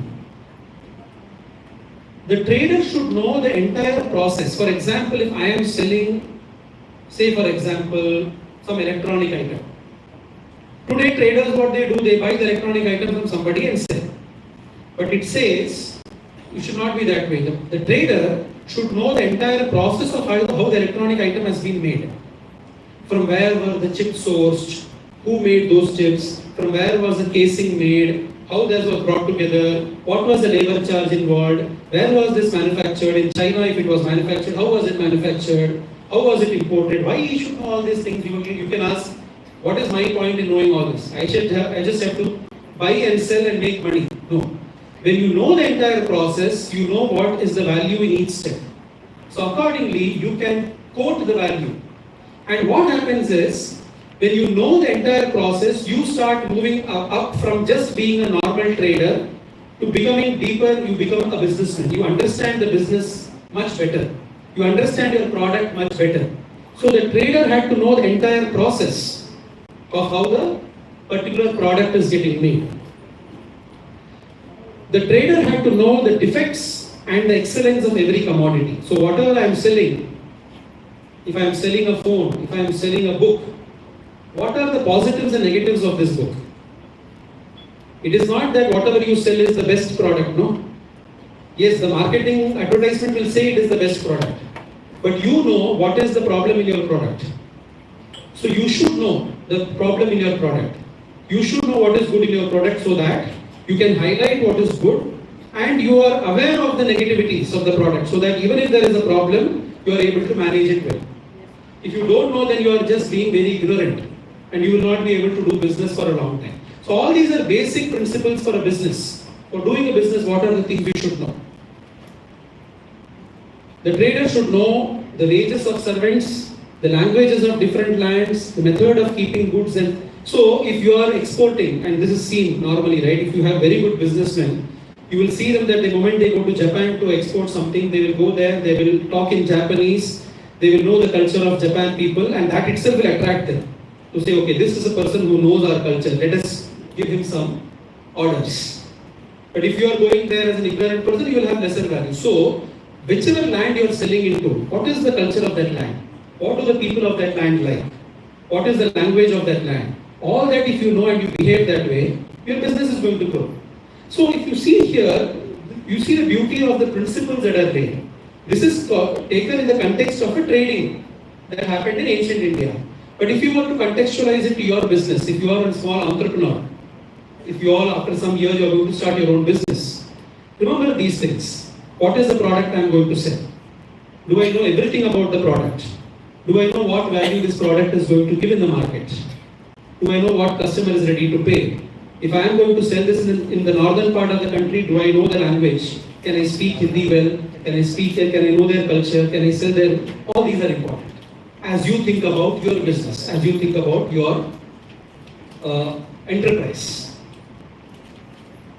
Income, state income.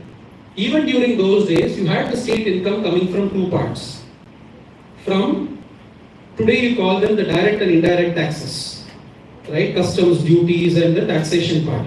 Even during those times it was there. You had the taxation that was coming from income. Whatever income is getting generated, even as high as 1/5 or 1/6 of your income had to go as tax. So probably today in India we are in better tax rates. Those days taxation rates were also quite cruel or quite difficult to manage. And taxation was not necessarily always in money, it was in cash and kind. So if you are doing agriculture, if you are doing 6 bags of rice, then 1 bag of rice has to go as tax. It is 1/6 of that, and so on. So in cash and kind and everything it was done, but taxation was there. It was a concept that has been existing for age-old times. Duties on traded goods, that was there. When trading was happening, if some good is coming from some other country, duties were penalized. Duties were put, customs and taxes that we call today, import duties and octroi and everything.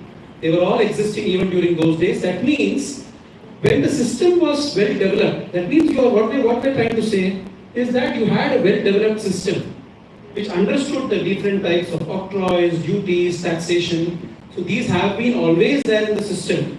Today we can maybe draw some inspiration from some of the ways in which these taxations etc. were done. In fact, at this point I would like to say, Arthashastra, all of you must, especially who are interested in finance and economics, must definitely read the Arthashastra.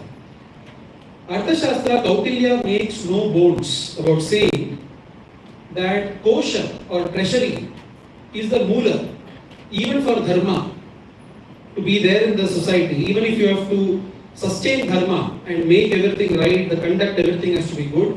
For everything, the moola is kosha, treasury. So always take care of your finances first. Always ensure your bank balance is good enough before you start out on different projects. If you are a company, ensure your accounts are perfect and you have enough money in the bank for you to start. So never compromise on your financial position. See, this is very important for today because the moment you compromise on your financial position, you go bankrupt, then you cannot do anything. How much ever good you want to do, you cannot do. All the scams, scandals, various companies have gone bust. Why have they gone bust and bankrupt? Because they have not taken care of the basics of finances. They have not taken care of the basics of paying attention to their treasury, paying attention to their kosha, paying attention to the income, that they are income and expenses and the profits that they are really on. Lending system. So today we talk about banking. Banking is a huge system, right? Banks are an integral part of all our lives. Most of us are associated with the banking system in some way or the other. Concept of lending, of course, as you know, it was existing for age old. You had these sahukars and everybody in the various villages who used to lend money. We are not talking about that kind of banking here. That is, all of us know about it. Here, lending is spoken about as a science. Principled lending. What are the various principles of lending? Some examples I am putting here. It says that the money lender could charge minimum 2% monthly interest and maximum 5% monthly interest. Just imagine 5% monthly interest, close to 50 to 60% annual interest. How costly it would have been to take money or loan money in those days. Why was that done? That also we must think. Today, you have so many advertisements coming up, right? Banks are ready to give off money in 5% interest, 6%. You want to buy a house, you want to buy a car, we are ready to give you money. What happens as a consequence of that? Yes, you will get the money. You might buy the bank, you might buy the house or the car. After some time, the bank is not able to recover money from you. It becomes a non-performing asset for the bank. After some time, the bank itself goes bust. All problems start landing in the society because the bank itself is not available now. So most of the banking system failures are because you are not following the lending principles, because you are making loans easily available. That means in the ancient days, loans was there as a means, but it was not the primary means. It was actually discouraged. Taking loan was actually discouraged because you are giving such huge interest rate. Who will buy at such huge interest rate? Only if you are direly in need and if you can repay it back. Only if that is there, this would make sense. And also there were principles on how, like for example, today if you lend to somebody, you can take any action against that person if that person is not giving back. That was not the case. You had principles. Beyond 1 year, you cannot keep on extending the loan. The loan can be extended for maximum 1 year. After that, again you have to rethink whether to give the loan or not. What is the value of the item that you are giving? equivalent to that only you can lend. You cannot lend beyond that or above that. So all malpractices of banking that is there today, many of them were taken care of by some of these principles that were there in the system. It is not to say that malpractices were not happening then, even then it was happening. That is why these principles came. If malpractices were not there, then these principles were not required. The principles came because people were doing malpractices even in those days. So this is a bit of a background on economics and finance. So some principles for us to take and see how we can adapt it.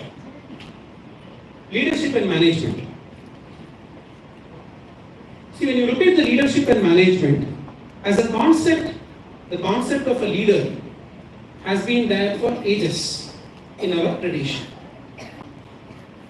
We had the kings during olden days, the king and the kingdom, the Raja, right, the Rajya. So the king, the leader, the concept of a leader has been there from a very long time.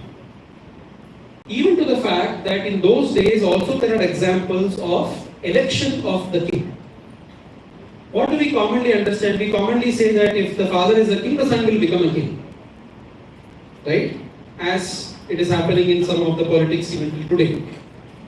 But that was not how it was treated in very old days. Even if the father was the king, the son had to prove that he can be a worthy king. If some of you can just read through some of the initial chapters of the Ramayana, the Valmiki Ramayana, just as a text, just as a book. You need not attach any religious importance or anything, just as a book, read it. You will see the coronation of Rama. When Dasharatha decides to make Rama the king, you will see the process he follows. There is a process he follows. He doesn't say one fine day, okay, now Rama will become king, from tomorrow Rama you are the king. No. That is not allowed. Even a king like Dasharatha, who has been ruling for so many thousands of years, he has an idea, he has a wish that he wants to make Rama the king. He first proposes his idea to his ministers. The ministers have to agree. If they don't agree, he cannot go ahead. The ministers said, yes, we agree that Rama should be the king. But then he asks them, why do you believe Rama should be the king? You tell me. Ministers tell reasons why Rama should be the king. So then Dasharatha is convinced, okay, now ministers are also telling out of their own mind. They are not just following what I am saying. They are also giving their own examples. Then once the ministers are done, Dasharatha has to present it in a broader forum, where there are representatives of the society.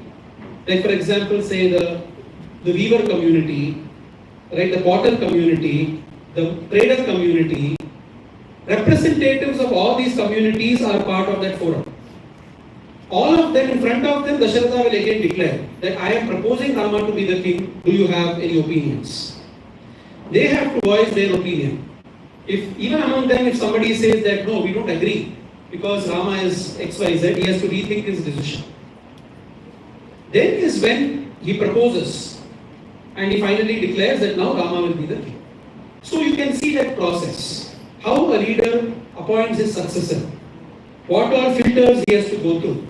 What all criteria he has to go through. All those criteria are detailed in all these texts, be it the Ramayana, Mahabharata, Arthashastra, and all these texts you will find those qualities that are mentioned. Another point. In many of the cases today, including, let us take the example of the college, right? Because all of you are in the college.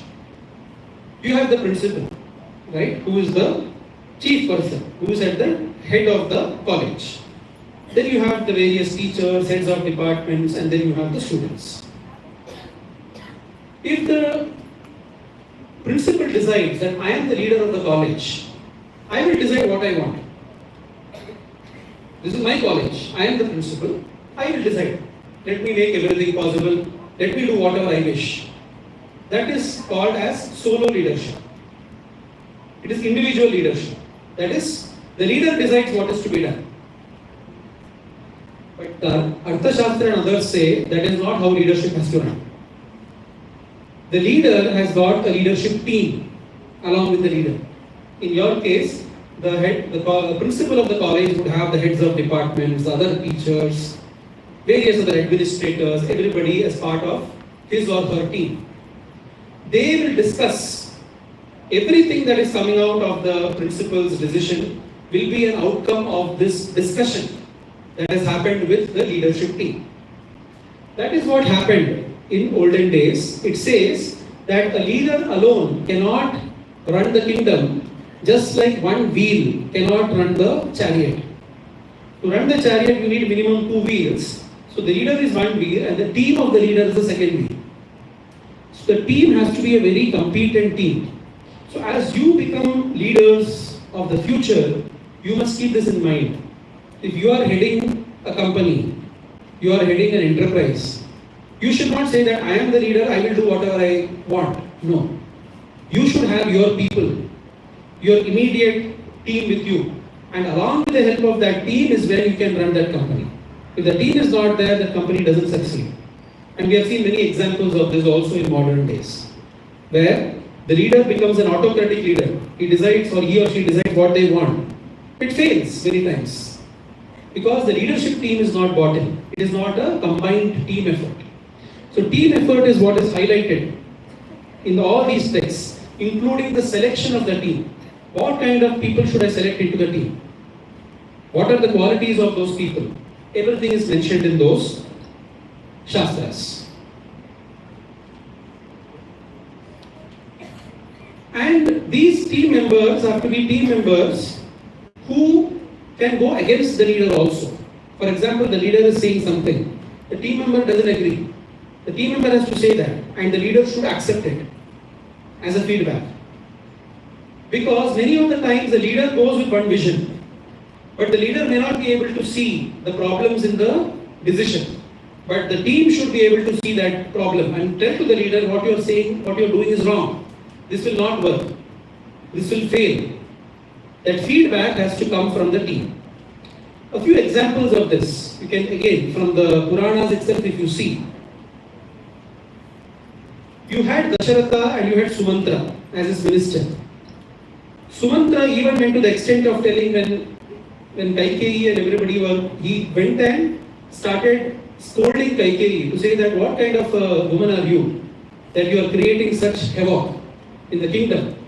A mere minister could do that to the queen. He could say the same thing to the king, saying that what are you doing? Why are you not following the principles? Sumantra had that responsibility or that thing to say that. Vibhishana also said that. But did Ravana listen? So, the minister could be good, but if the king is bad, then what do we do? Right? So, the minister also has to be good, the king also has to be good. So, Ravana, though Vibhishana said he did not listen, he listened to somebody else who was a bad minister, who fueled fire into Ravana. So, these are all examples. And in Mahabharata, you have the example of Arjuna and Krishna, and Karna and Shalya. Shalya was a charioteer, the Sarathi for Karna. Karna was also as good as Arjuna. He also could defeat. He also was an able archer. But his charioteer was Shalya. So when the chariot got stuck and Karna was trying to, take it out is when he is hit with the arrow. Right? That is the time when Karna dies. What did Shalya do? He ran away. The moment he saw Karna down in the chariot, he said, okay, my leader let him do whatever he wants, I'll go. That was the kind of minister Shalya was. But what was Krishna to Arjuna? When Arjuna said, I don't want to do the war, Krishna said, no, you should do the war. And this is why you should do the war. So you see the differences. The leader has to be able, definitely. But the minister also has to be able. And the combination is what is important. So even as you are thinking about anything, you should always think about your team. The team also should be good, you also should be good. That combination is what will lead to success or victory. Finally, I'll come to this part. In any organization, you have process, correct? You have various systems, how the academic process must run, how this process must run, that process must run, recruitment, all placements, everything, processes there. Resources, you have auditoriums, classrooms, teachers, all these various resources you have. So processes are there, resources are there. Who are going to drive these resources? People, human beings. Indian knowledge system focuses a lot on the human beings and not the other things. Other things keep changing. If you saw a multi-speciality auditorium today, this auditorium may or may not have been there thousands of years back. This technology is there today. Did this technology exist thousands of years back? No. So all these things will change. But human beings are the same, no? Then also you had human beings, and today also you have human beings. And the problems of human beings are also the same, even today. So many of the Indian knowledge systems address the human being, the challenges of the human. So here I'll give you some examples from the Bhagavad Gita. Bhagavad Gita, it begins with the sorrow of Arjuna, correct? It starts with the problem of Arjuna. Now who was Arjuna? He was the biggest archer in the world. Biggest archer. He had learned archery from some of the best teachers. We get examples of this in the Mahabharata. He knew some of the rarest of the rare missiles and weapons. He knew how to use them. And he had Krishna as his friend. What more do you need to win a war? He had won so many wars. You don't need anything more, right, to win a war. You are the best person for the job. You have learned from the best teachers. You have all the tools and instruments to execute the job. And you have best advisors and guides. What more do you need to make the job successful? Despite that, Arjuna is saying, I am not going to do this battle because I feel extremely dejected and de-energized. I cannot do this war. He is saying, I cannot execute this activity. Despite all this. So the best person is saying, I cannot do it. From this point, finally at the end of Bhagavad Gita, Arjuna says, all my delusions have gone away. I will now fight the war. I will now fight the battle. So, the Bhagavad Gita, simply put, is a journey of making the best person realize his true potential. Making each one of us realize what our true potential is and exhibit that potential. That journey is Bhagavad Gita, that's all. Starting from where you are not able to do anything, till the point you are having the motivation, the belief and the faith that you can do it. This is applicable for every one of us, isn't it? Isn't this message for all of us? Each of us face problems. We might have the best capability. Still, many of the times we feel we cannot do this. This is not achievable by us. ये नहीं हो सकता है. इसके लिए बहुत चाहिए और कुछ चाहिए मैं नहीं कर सकती हूँ. But to move that thought process to a point that I can do it. That is the essence of Bhagavad Gita, and that is what Bhagavad Gita teaches us. There are various examples within Bhagavad Gita that speak about how Krishna really made Arjuna realize this. I will not go through all these, but a few points I will highlight. Krishna starts with a shock treatment. He first attacks the ego of Arjuna. He tells Arjuna, Arjuna, you are behaving like your behavior is unmanly. It is not fit for a warrior. You are behaving as if you are a coward. That hit Arjuna because that was his strength. So somebody poking on the ego really hurt him. So you are giving a shock treatment. It's like a surgical strike. You're starting there. Then slowly Krishna builds up the entire Bhagavad Gita. And in the middle he also says the biggest roadblock or challenge to your success, Arjuna, is your own ego. Is the fact that you are bringing you, I and mine as the first thing that is causing the biggest ego or biggest problem, roadblock to your own success. If that I and mine were not there, you would not be in this state. You would have fought the war easily and gone away. But because the I and the mine came in the middle, you said my relatives, my father, my grandfather, what will I do? All these problems came. So he highlights some of these problems to Arjuna. So even the entire discussion between Krishna and Arjuna is one of the best lessons that you can see in mentorship. in guidance, how to give guidance to a person, how to counsel a person, how to mentor a person. This is one of the best. This is very suitable for teachers, how to guide the students, and also friends, how to guide your friends who are in problem. This is one of the best lessons that you can learn from. So this is where I stop my monologue. Now I would like you to ask questions, not necessarily based on what I presented. That is fine. Even otherwise, if you have questions generally on applicability of IKS or Indian knowledge systems, would definitely like to hear from all of you.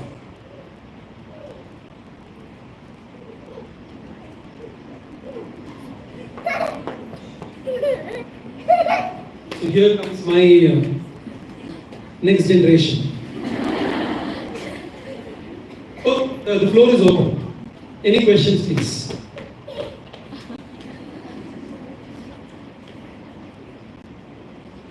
Any questions, guys? Feel free. Open. This is an open conversation. Even if you have some thoughts, please raise it.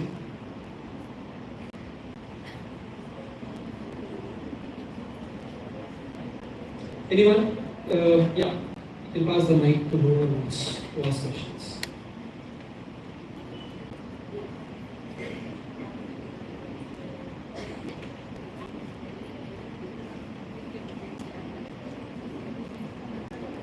Any questions? No? Either you have understood everything I have said or you have understood nothing. What should I consider? Come on, come on. At least one question I definitely want.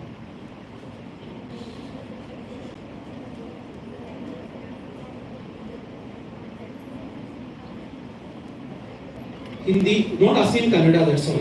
I don't understand Kannada. Hindi is fine, Marathi is fine, English is fine. Even if it's Kannada, somebody will have to translate it for me. Yes?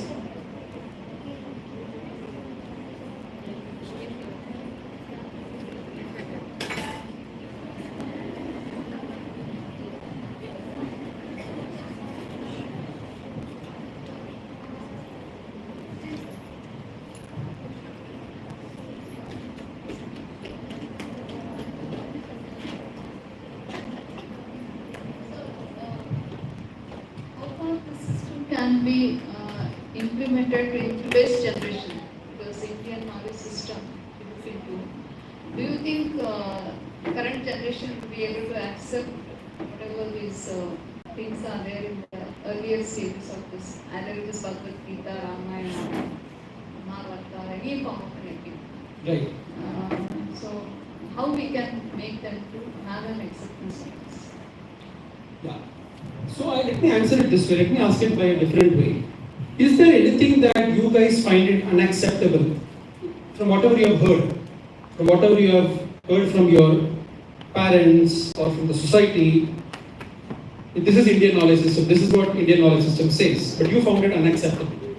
This is not acceptable to me. Do you have anything like that? Is there any point that you feel is unacceptable? You want to raise it?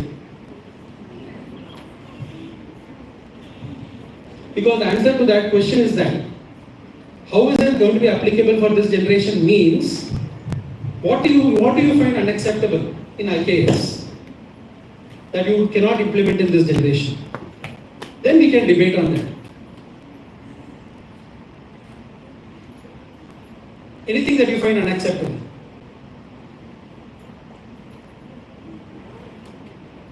Come on. I'm sure there are 100 things that you find unacceptable.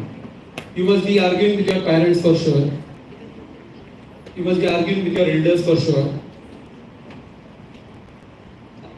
Don't you argue in your homes? Right? You argue, right? This I will not do. This is meaningless. This is just random tradition. Meaningless. So, what are such things? One thing that you do at home.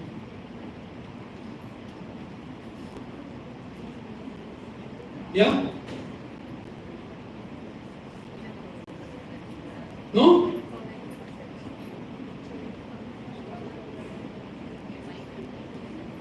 During festivals, sometimes we why we have to do, we will ask the questions, no sir. Yes. Generally. So we generally like, sometimes we, elders will ask us to do follow some tradition and all. Generally we say that, why we have to do, we will ask. As a parent, sometimes we won't be knowing all them, because see, even our families tell that, even I have not read the full Bhagavad Gita, Ramayana fully. So how I can tell to my next generation, that's right. So we are, for some festivals and all, we are following some tradition, as our seniors or elders are doing some tradition things.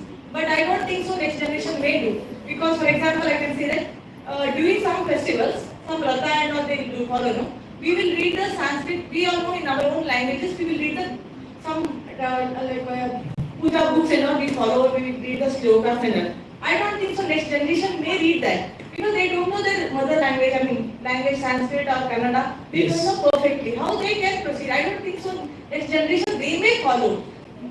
I mean tradition they may, few people, those who are having the elders in their families, they may follow. Right. I don't think so, future generation. I think you have raised few points. Let me just highlight on that.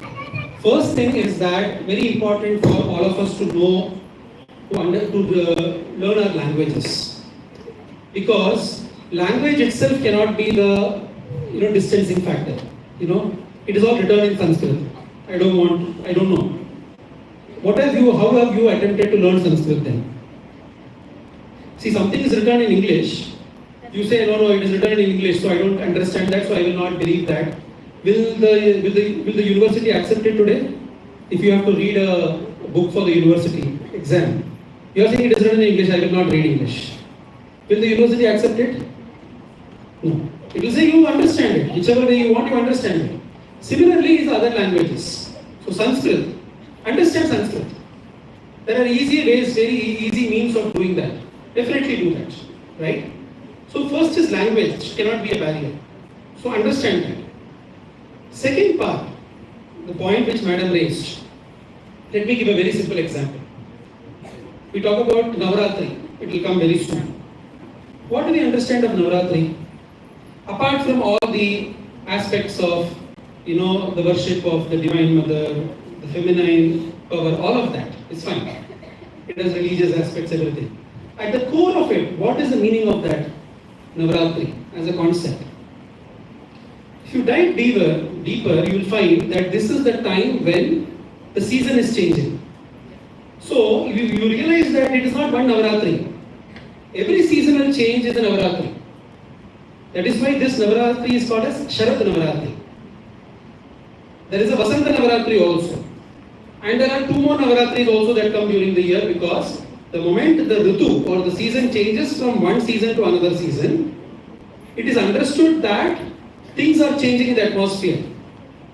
So this will lead to more diseases. It will lead to more physical problems. So during that time, when the thing is changing or shifting, you want to be sure that no physical problems are coming. Or even if they are coming, how do I manage those physical problems? Hence you start engaging in various practices.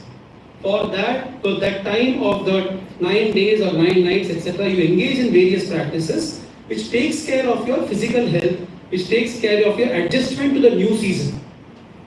If this comes in your background, your entire outlook of Navaratri changes.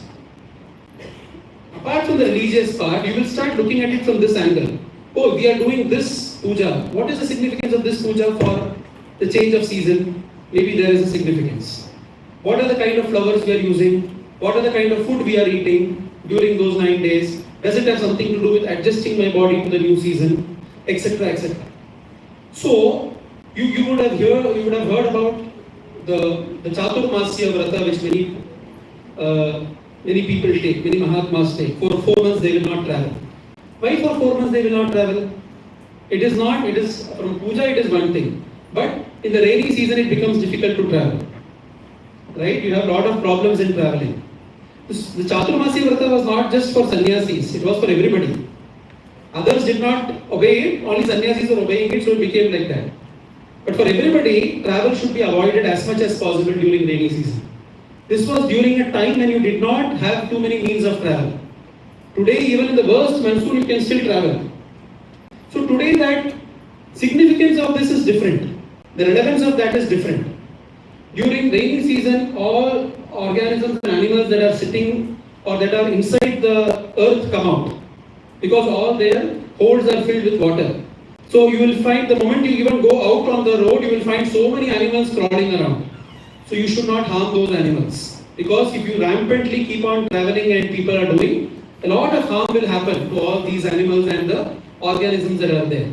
So these were the reasons why travel was supposed to be avoided to the extent possible. Now these things we must understand as the reason behind. So what I'm trying to say is that everything has a logic. The logic has not been told to us clearly and it has got lost. But that does not mean that the activity is wrong. The activity is still right. Somebody is following it blindly, somebody is questioning it. But important for us to know is that accept it first and then start finding the reason behind it. There is a reason behind everything. If you find after all your analysis, if you find that this activity is meaningless, don't do it.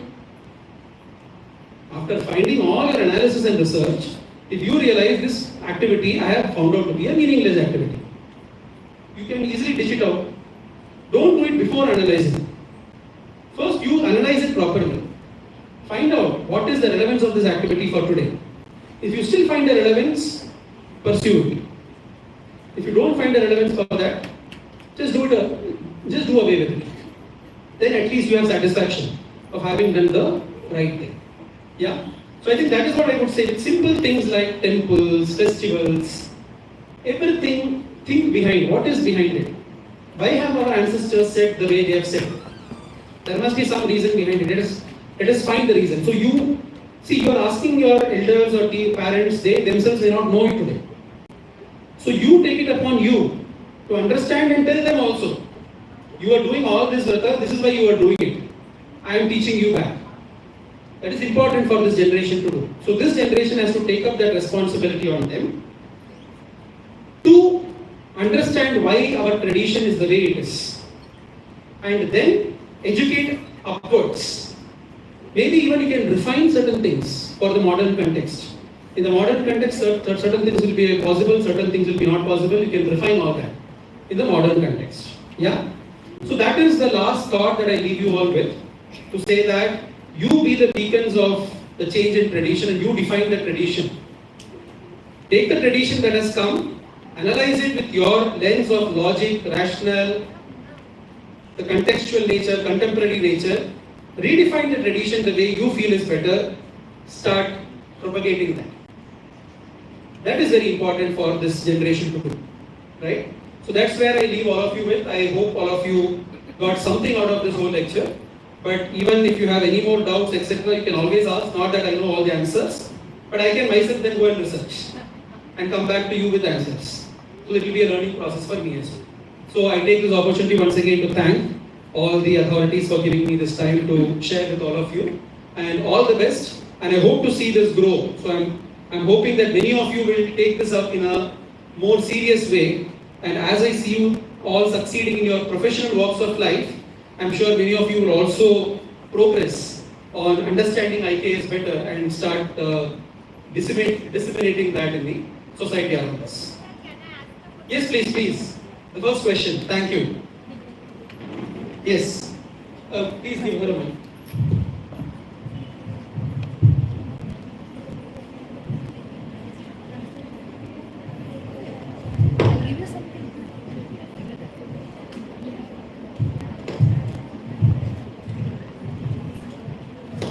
Good afternoon, sir. My name is Sanya Nadaf. I am a second sem in BA. My question is, what is the main objective of multidisciplinary? Very good. So I gave an example earlier, Sana. You miss? Sanya. Yeah. I gave an earlier example, Sanya, in my keynote address. If you are a doctor who only understands the heart, doesn't understand the rest of the body, there is a problem. Are you going to treat the patient the right way? Yeah. So you will treat the patient for the heart problem, but the patient may have a worse kidney problem. But the cardiologist will not know it. He will say, fine, your heart is clear, you can go. Again the problem comes back and the person comes back to the hospital. Now again tests are done, kidney, so you go to the nephrologist now. If there is a worse problem somewhere else, the nephrologist does not know. This is the problem of not doing multidisciplinary research. Right? I am doing in one research, I know that is great, I am talking about that. What is the use of that for something else? Can I apply it in my world? Can I do it in my world? Can Arthashastra be applied in medicine? How do I know? I am neither a medicinal person nor an Arthashastra expert. How do I find it out? Whatever I spoke right now, an economist, say some of you are going to become great economists and financial experts. What is the relevance for you? Is there a relevance at all or no? If there is no relevance, what is the need of me talking about it? See, I don't believe in just talking about things for glory. Okay, we had this. So, you had this is fine. So what? What today? If it is not relevant today, why does it matter for me?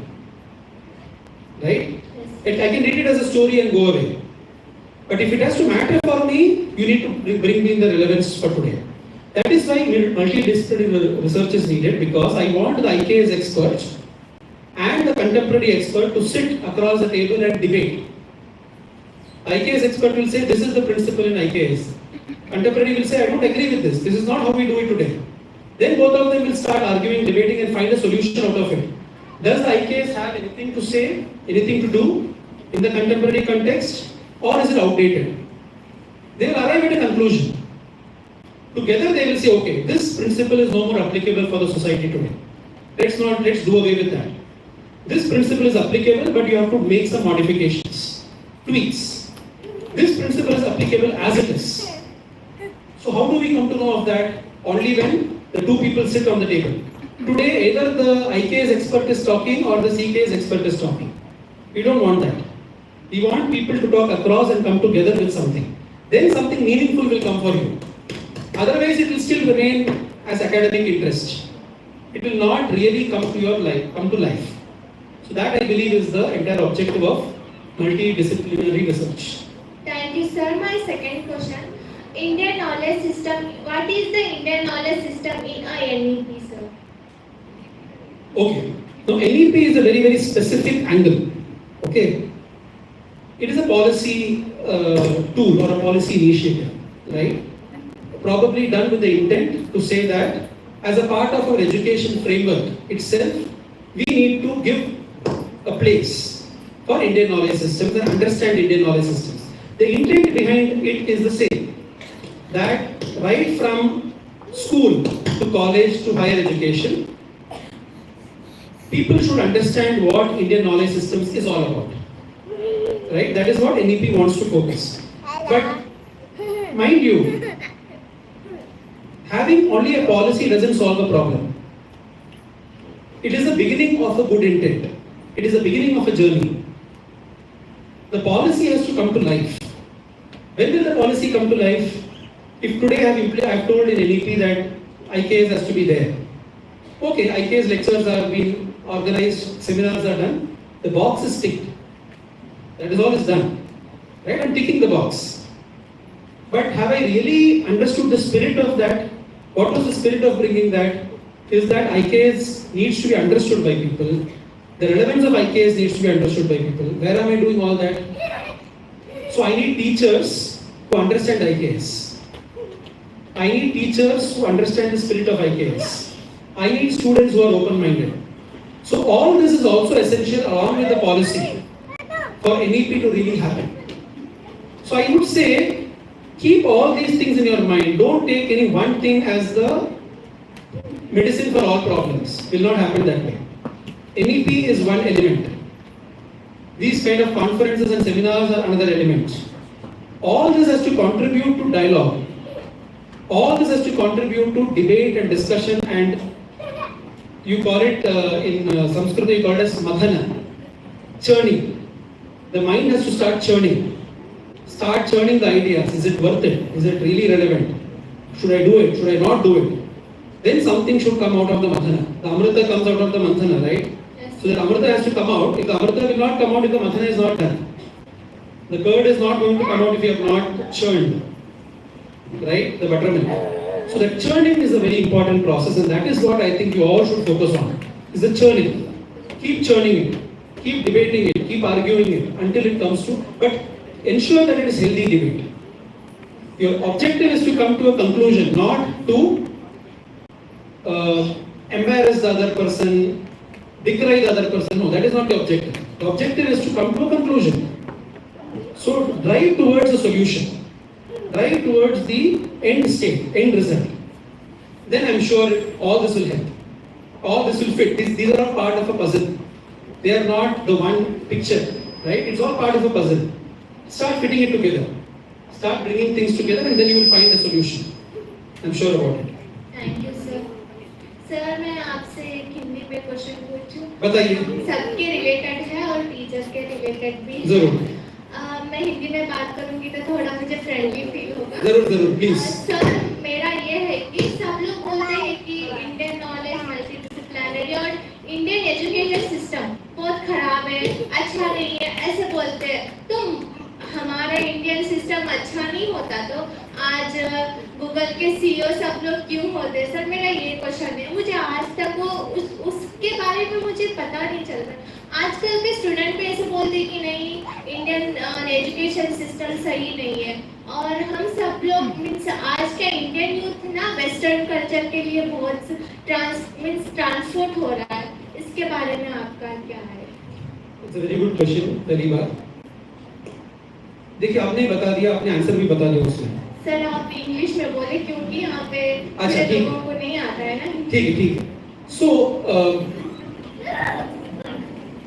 see the reason, the point that you said, if you look at the achievements or achievers in India today, or you look at the achievers even 2 decades back, we have had achievers in India, correct? We have had achievers in every field in India, be it education, be it science, be it mathematics. These people were educated in which system? At least, even I'm talking about my generation, and I see so many of my elders here, we have all been educated in which system? Indian system only, right? Aren't we competing with the global forces? Aren't we competing with the Western world today? Aren't our teachers, our administrators, our people called on global forums to talk? Aren't we panelists, aren't we speakers in all the global forums in the Western world? What is this achievement? So when you say Indian education system is not succeeding or did not succeed, what is the proof of that? I don't see a proof. All the successful people and achievers today have all been trained in Indian education system. From India I am saying. Then what is the proof to say Indian education system is bad and Western is good? So what I am saying is, again, it is all perception. We need to go by facts. See, I have also learned from an Indian education system where we memorized everything. Everything was by hearted. Correct? Today we are questioning, why should we by heart or memorize? But today, whatever I memorize in by hearted, it stays in my head. I am able to use it at many points of time. Though nobody would have told me the meaning of it. That's fine. At that age, meaning may not be important. You may not understand the meaning of everything you do. But still you are told to do it. It helps you later. That has got a very unexplained, intangible benefit. तो ये सब हम लोग बोलने जाएंगे ना, then people are like, नहीं, this is not the right, this is not logical. Don't overthink or don't over-intellectualize things. Go by facts, go by data, go by examples. If Indian education system has produced stalwarts and genius till now, why it will not continue to produce further? It will continue to produce. Yes, there might be certain aspects of Indian education system which you think might need a change. Do that. Who is stopping you from doing that? Something you felt is not applicable for today, change it. But don't push away the whole system. See, I'll tell you, always you should work for improvement. Staying in one system, you should work for improvement. There is no point in saying this system is also bad and that system is also bad, then what is good? What is the good system then? Typically, if you do such things, you will land up in anarchy. No rule. Anybody can rule. that you land up in such situations. See, we understand politics better. You need one party or the other party, no? If both parties are not there, what is the government? Who's going to rule them? If you say this party is also bad and that party is also bad, okay, then who's going to rule? Then you rule. So that is not the answer. You need to look at practical alternatives. So your system might be bad, fine, there are problems in your system, but start working being in the system. You are part of that system has, you have grown in the system up to now. That system has only grown you up to now, your parents up to now. All that has happened in that system. So stay in the system and change it, no? What is the point of saying the entire system is bad? So I don't agree with that concept of entirely removing away a system. The system has produced results. Think what is good and that is bad in the system. Analyze. That's what I'm saying. And nothing overall is bad. Certain elements of that might not be relevant today, might not be good for, might not be acceptable. Change those, voice against those. That would be the way to do real reformation. Real transformation, do it being in the system. That is a real transformation. Removing an entire system it happens in a minute. But to again create a system, it takes years. So never just banish away a system. Always keep the system and keep changing the system as and when. So keep improving the system. That would be my thought on that. Thank you, sir. Okay, so no more questions, I believe. Is there any more questions? Okay, so good. So thanks a lot once again for the opportunities and hope to hear from you all again. Thank you.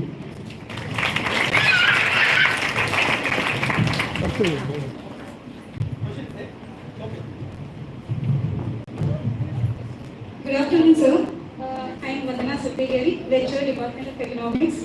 My question is, what role can traditional Indian knowledge system such as Ayurveda and indigenous technology play in the global economy today?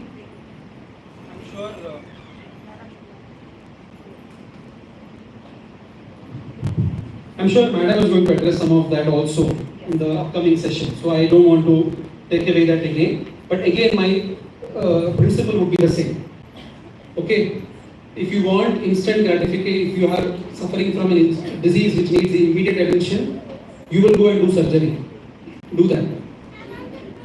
But that is not the approach that anything and everything you only keep doing surgeries. Then one fine day your entire body will be surgical. Right? Everything part of your body will be cut away and removed. So what is the better way to live life? Learn from Ayurveda. How to prevent this? Learn from Ayurveda. Or learn from other systems of medicine. Right? Because it has got its own time. It has got its own lead time. That lead time is for a different purpose. It is not for performing surgery. It is for giving you a longer life. It is for giving you a better life. So understand what is the objective of the system. The objective of every system is not the same. So understand the applicability of the system. For this time, I am suffering from headache. There might be options in various systems. But you feel good when you just put a crocin or something like that. You feel relief. You will do that, no? Right? You have to work. So you will do that. All of us do that. So see applicability in different areas. Once your headache is gone, then use the system to say how the headache should not come back again, work on that. That might be a longer time. That might not be an instant gratification thing. So use what is required instantly. So my point is again the same. That every system has got a relevance. Every system has come into being because of a relevance. If that system was not relevant, you will not use it. Right? You are using it because it has a relevance. Whether it is contemporary or ancient doesn't matter. You are using something because it is relevant. So before discarding anything, think twice. Analyze it well. Find what is the purpose of it and then do it.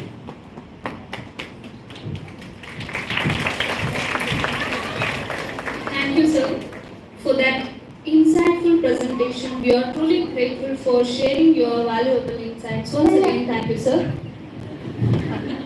Now it's time to move towards second technical session. I would like to call Dr. A.K. Marihal, Organizing Secretary, to welcome and introduce the speaker of this session, Professor Renuka Mehti, Chairman, Department of Food Processing and Nutrient Karnataka State Akkamahadevi Women's University, Vijaypur. Thank you, ma'am. So to begin with the second lecture by Professor Akkamahadevi, ma'am. So,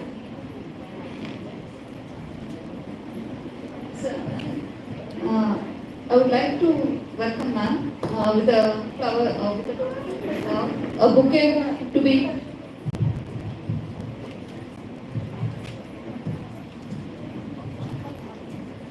Ma'am will be giving the topic in ancient herbs, medicinal and food values. So I would like to give an introduction about the second session speaker, Dr. Akkamahadevi madam.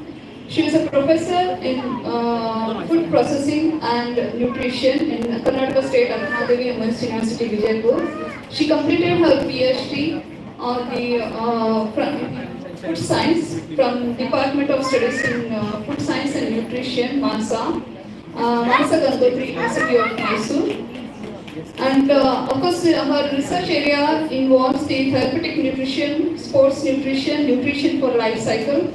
She has nearly 30 years of an experience. She has visited abroad, Amsterdam, Netherlands, to present research paper on sports and nutrition.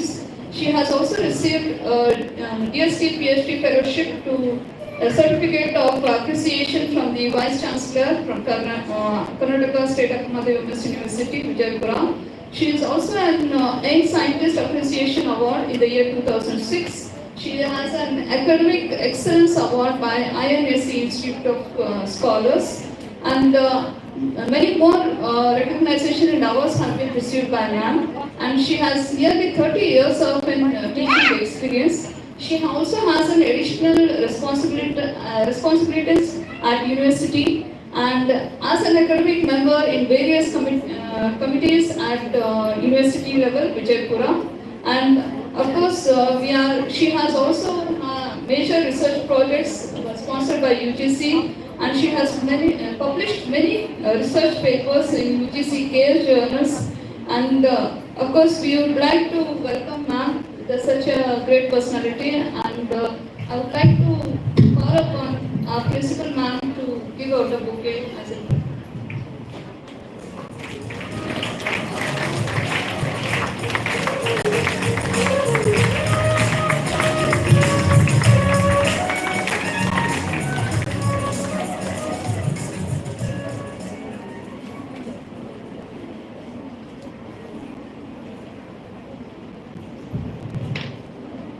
at the outset, my humble salutations to stalwart women frontiers sitting at the front with blue sarees. One is the present Vice Chancellor and another stalwart is the former Vice Chancellor. So you all are behind them. So one day, even you too become the Vice Chancellors of various universities of Karnataka.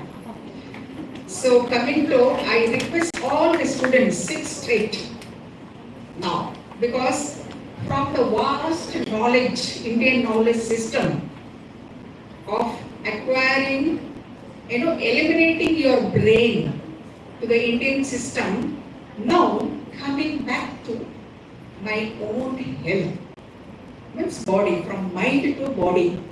So we have got enough breakfast for mind. Now I'll give you lunch for your body. Okay? So this is nothing but I have given the topic from the organizers, ancient herbs and medicinal and food values.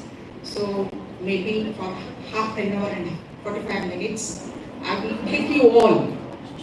You all are youngsters, as Sir said in his keynote address, that you have to take forward our Indian system. So now becoming or getting into more specific, our traditional medicinal system. So definitely my topic is going to be a very debatable. I want more questions from your side, because day in and day out we use lot of our home medicines which we do not know, sometimes we are very reluctant about it, isn't it? So, to start with, what are these ancient herbs or medicinal values, medicinal plants that are existing?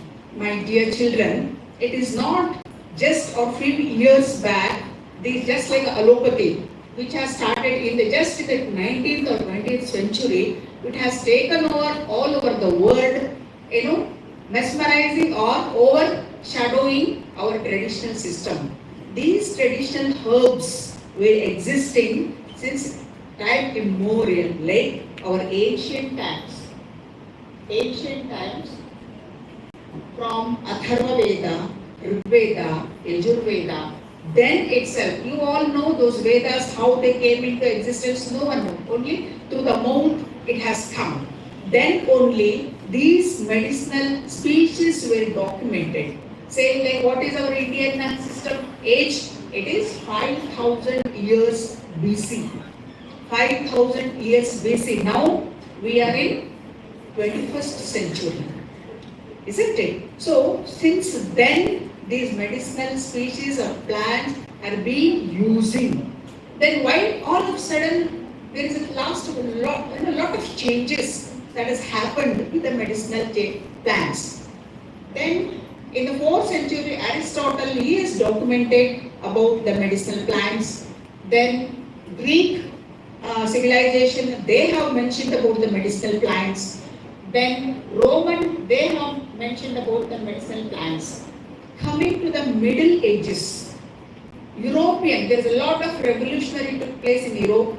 They too identified a lot of plants which have a medicinal values, like Scotland, Roman, Europe, Germany, so on, Vietnam. They too, because they have established and they have written books on the concept and significance and importance of medicinal plants. Then later coming to 19th and 20th centuries, early 19th and 20th century, when this pharmacology entered. Of course, partially the research says, the pharmacology also, they have extracted some active components from the plants and they have used as a pharmacology active component in the form of drug. So, say something like food as a drug, they have used food as a medicine. They extracted. But when the chemistry revolution, chemistry research came in the year 19th century, then slowly, you can say when English people came into India, they wanted to keep away the Indian traditional herbs, the rich herbs of ours to subside, subdue. So these all the changes, the tremendous changes started taking place in the year 19th and 20th century. And why we have Bharat, why we have got to give more importance to traditional food, sir has been telling our Indian knowledge system, we have a rich knowledge system which we have proclaimed to the world that Ayurveda plays an important role in curing majority of the diseases. Then why are we not practicing them? Why are we not using them? The documentary, you see, as I already said, Rig Veda mentioned about 67 species of plants, Yajur Veda 81 species of plants, Atharva Veda 290 species of plants, and our age-old books, something like a Grantha, what we say, Charaka Samhita and Sushrata, they have written 200 BC about the very active components that are present in our nature, which are practicing still today.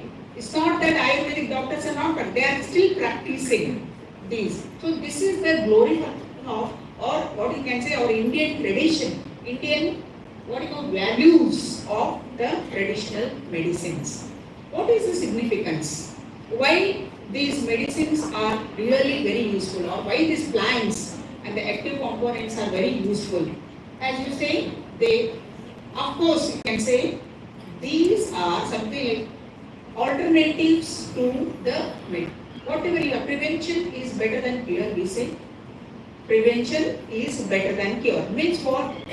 Before getting into any kind of disorder or diseases, use the herbal medicines on regular basis, wherein usually we fail. Then keep the away. Or usually there is a one verb, isn't it? One proverb. Eat an apple every day, keep a doctor away. Isn't it? I think all of you know about it. Eat an apple every day. Why was it said like that? Because apple has some kind of active components like phenolics, quinones and lignins, so that when you consume them on regular basis, it cleanses the digestive system. So in that way, why these herbs are very important?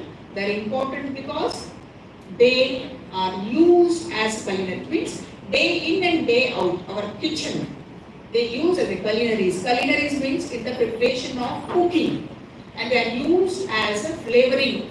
Means earlier, before coming to synthetics, perfumes, they used to use our medicinal plants, flowers as a fragrance, aromatic and fibrous, and the last one is medicinalist. They are classified in that way. So the next classification goes like this. Herbs in India, the classification according to the usage, then according to constituents, then according to the life and taxonomy. So going to according to usage, how they have been using since then. One is a medicinal herbs, second is a culinary herbs, and third is aromatic herbs, and fourth is ornamental herbs. So giving a little more information about medicinal means the herbs or plants which are used for the preparation of some medicines, drugs. Culinary means using in the cooking for flavor enhancer, for the taste enhancer, for digestive enhancers, like that. It's in the cooking where our kitchen is full of our herbs and spices. And aromatic means for developing a natural fragrance using the natural available medicines like rosemary, mint and basil. Then ornamental herbs. So the flowers, you see, in the nature there are abundant flowers and colors and so beautiful. If you have seen the valley of flowers in the Himalaya, it is really mesmerizing. All those ornamental flowers are available in the valley of flowers. This color is not there on the nature. All colors. So synthetic colors have been developed only by visualizing or seeing the valley of flowers in the Himalayan region. So the fourth one is ornamental herbs. Why these herbs should be used? What exactly they do in the body? Why are they considered as a very good names? Because of all these components. They are called as a bioactive components. Usually, whenever we have some kind of food, so we think of only what it has some amount of carbohydrates. I think chemistry people and science people may know about it, and even botany students. They have a chemical composition, we say, or a nutrient composition, we say. Like they have a carbohydrates, fats, proteins, vitamins, minerals and fiber. Apart from that, what do we have? These active components. What do they do? For example, they are steroids, lignans, glycosides, phenolic compounds, coumarins, quinones, terpenes, so on. Each individual, as we say, no single individual is alike in nature. Each of our physiology is different, isn't it? Even in the family also, we are not same. Even if we are 4 of us or 5 of us, we are not same. Same ones, even the medicines. So each medicine has its own active component. So for the best utilization, who can guide us? The one who has studied about these active components. So they are nothing but the Ayurvedic doctors. So why our medicines have become? The synthetic of all these active components are being synthesized or manufactured by the allopathy. pharmacology industries in India and even abroad. So then why these medicines should be used for curing circulatory or for improving the circulatory system, for cancer, for diabetes, for cardiovascular, for inflammation. Other day I was just going through one literature. The one person who is a 1 or 2 year old doctor, he says Ayurveda, what Ayurveda has had introduced. He says Ayurveda has everything for small ailment to very big ailment. All medicines are available. Only thing is we have not opened our eyes. We have closed our eyes to see the benefit of Ayurveda, or we can say Ayurveda herbs medicines usefulness is completely curing all our body system, say from head to bottom, like nervous system, circulatory system, endocrine system, excretory system. All systems is being governed by the herbs active components. Coming to few, because I have mentioned here, when you open the kitchen masala dabba, you know what all things are there. Turmeric, very well established. The active component of turmeric is called curcumin, which protects or which fights against the cancer cells. The research is going on very much in all over the country, wherever the research is there. Then another eugenol, for example, clove. Clove has a eugenol component which acts against the inflammation of the body cells. So likewise, jeera or what do you call asafoetida, all these are used as a digestive for the gastrointestinal system. It's not that we do not know, we know, because your grandmothers or grannies, whenever you felt sick in the beginning, they used to give for flatulence, for development of gas. Mothers used to give what? Jaggery and jeera. I don't know how many have used this or not. If you have a flatulence, instead of taking usually there is a common word, on acidity gone. So that is nothing but a natural or synthetic antacid. Instead, what can be eaten immediately? Little piece of bella, jaggery, and the jeera.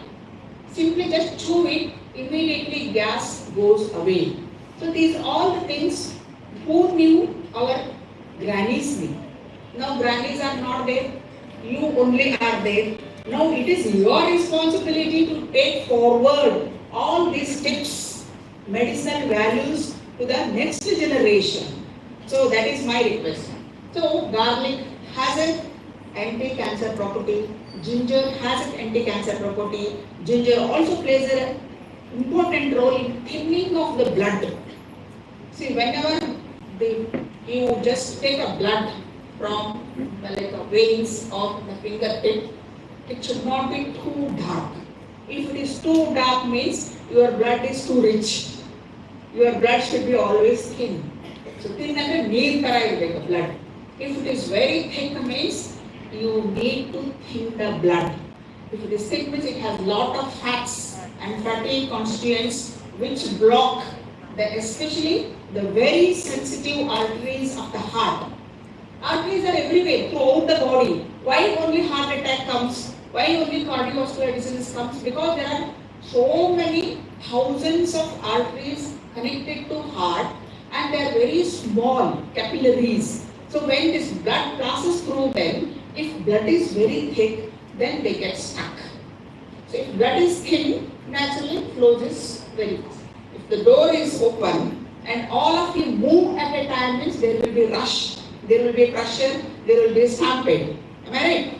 If all of you go in a line, means in a discipline, if it is a thin line, means flow will be smooth. Same thing happens inside the body. So all this ginger, garlic, peppermint work towards each and every system or secretion of the body. And few I would like to mention here, Ashwagandha, Yatika, Brahmi. It's not that we do not know, we know them. All these names we know. And what their action, the action is few to mention immunity. Ashwagandha plays ashwagandha. Name itself says Ashwa means horse, isn't it? And there is one more important grain is also called horse gram. Hurli anta help, isn't it? Kannadalli. Why hurli munche kudrege ಕೊಡ್ತಿದ್ರು, ಬೇರೆದವ್ರು ತಿನ್ಲಿಕ್ಕೆ ಕೊಡ್ತಿರಲಿಲ್ಲ. ಇತ್ತಿತ್ತಲಾಗಿ very recently they have done a research and they said horse gram has a lot of anti-cancer properties because of its high fibrous in nature. And it kills the cytochondrins, like the toxins that are produced out of the cancer cells. So horse gram should be used. ಅದಕ್ಕೆ ನಾವು ಮುಂಚೆಲ್ಲ horse gram ಸಂಪೆ ಅಂತೆಲ್ಲ ಮಾಡ್ತಿದ್ರು ಅಜ್ಜಿಗಳೆಲ್ಲ. And we used to drink that once in a while. Now we have stopped because we don't want to eat them. So wise, this ashwagandha, name itself says ashwa means something like a horsepower. So what exactly it does? See, skin health, it improves the skin health, joint pains, immunity, so on. Then ethnica, ಅದು lavender colour flower, ನೀವು road side ಎಲ್ಲ ನೋಡ್ತೀರಾ ಈ ಹೂ, ಅದೇನ್ ಮಾಡುತ್ತೆ, antiviral remedy against flu, antibacterial, blood purifiers if we consume them regularly. Then Brahmi, it is so very like hard and inhalable, it grows everywhere. If you have just put it, and so madri elladru madidri antare immediately belkonbidutte. What exactly it has? Actually, it is a power antioxidant and reduces anxiety and stress. Then anti-inflammatory benefit, memory booster. Shankapushmi anta innondide, adu kuda you see, if you visit any of the Ayurvedic shops, they give you Shankapushmi drink. Means there is a bottle available and they say if you drink that your memory power increases. If you ask this to any allopathic doctor, he laughs at you. Asafutida, one time mullu anta heltare. Then ilachi, dhania, all these when you see, all the medicines and herbs and spices have one or the other the medicinal properties.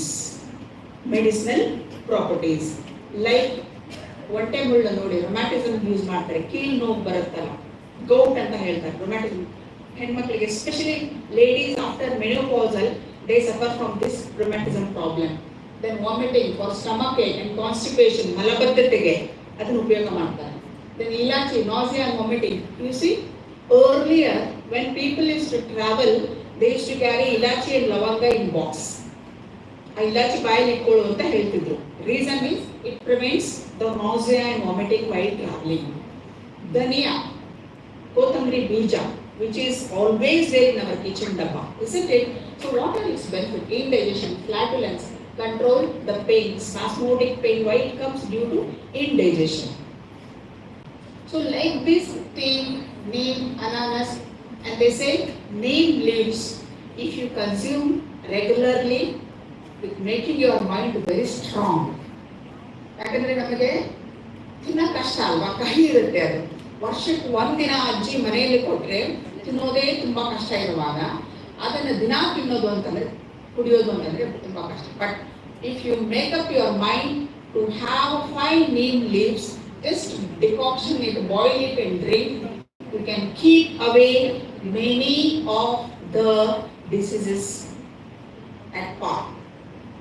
Ashtu potent ide. Which one? Neem. And in Indian system also, when you compare, when you talk of the green trees, usually they don't sleep under any trees in the night. They say because in the daytime they give oxygen, night time they give carbon dioxide. But only the neem, you can sleep under, the Ayurveda says you can sleep under the neem trees because it gives you lot of oxygen. Idu matta alada mara. ಎರಡರಲ್ಲಿ ಕೂಡ ಕೆಳಗಡೆ ರಾತ್ರಿ ಹೊತ್ತು ಕೂಡ ನಾವು ಇರಬಹುದು, ಮಲಗಬಹುದು ಅಂತ ಹೇಳ್ತಾರೆ. So that is such an important the leaf in our medicinal properties. Then coming to amla, very recently, just say 10 years back, of course you have, I think we have been using amla churna, amla juice, amla powder. It's good for hair, it's good for cleaning up the blood and all. And they have found majority of the active components are present in a small amlas. ನೆಲ್ಲಿಕಾಯಿ ಅಂತ ಹೇಳ್ತೀವಲ್ಲ, gooseberry, ನೆಲ್ಲಿಕಾಯಿ, ಅದನ್ನ ಅದು ಎಲ್ಲಿ ಬೆಳೆಯುತ್ತೆ? It gross in our yard. ನಮ್ಮ ಹಿತ್ತಲ ಮನೆಯಲ್ಲೇ ಬೆಳೆಯುತ್ತೆ ಅದು, ನಮ್ಮ ಪಕ್ಕದಲ್ಲೇ ಇದೆ. And ಉತ್ತರ Karnataka, in North Karnataka, we grow so much, but we don't eat amlas. Do we eat amlas? No. But what we eat? Kiwi fruit. And we eat pear fruit. And we eat all costly fruits. But we don't eat guava. We don't eat amlas. We don't eat bananas. Cheap fruits we don't eat. ಯಾಕಂದ್ರೆ ಅದನ್ನು ತಿಂದ್ರೆ ನಮ್ಗೆ ಶಕ್ತಿ ಬರಲ್ಲ, ನಮ್ಗೇನು ಆಗಲ್ಲ ಅಂತ ಕಲ್ಪನೆನಲ್ಲಿದೆ.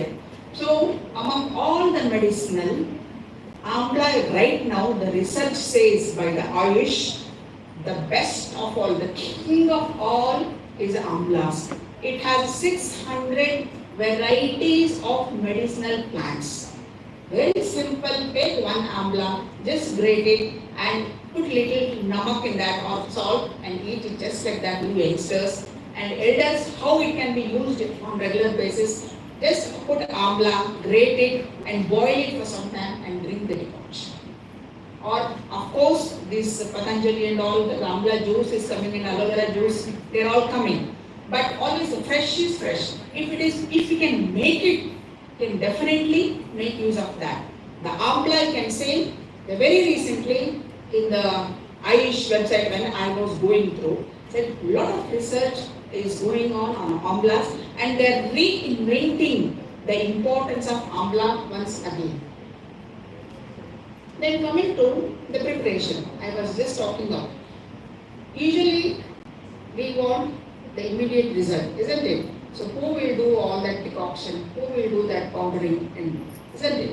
But the processing, the preparation is definitely, because when you take a plant, it is from the root, everything.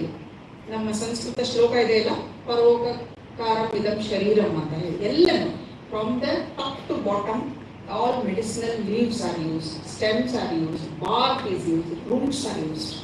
It's irrespective of their nutrient composition, so it has to be boiled, decoction ಮಾಡಬೇಕಾದ್ರೆ. So they say in many of the Ayurveda terminals they say decoction. If you use 3 cups, then boil it or make it for 1 cup, then drink it. Then save it and drink it ಅಂತ ಹೇಳ್ತಾರೆ.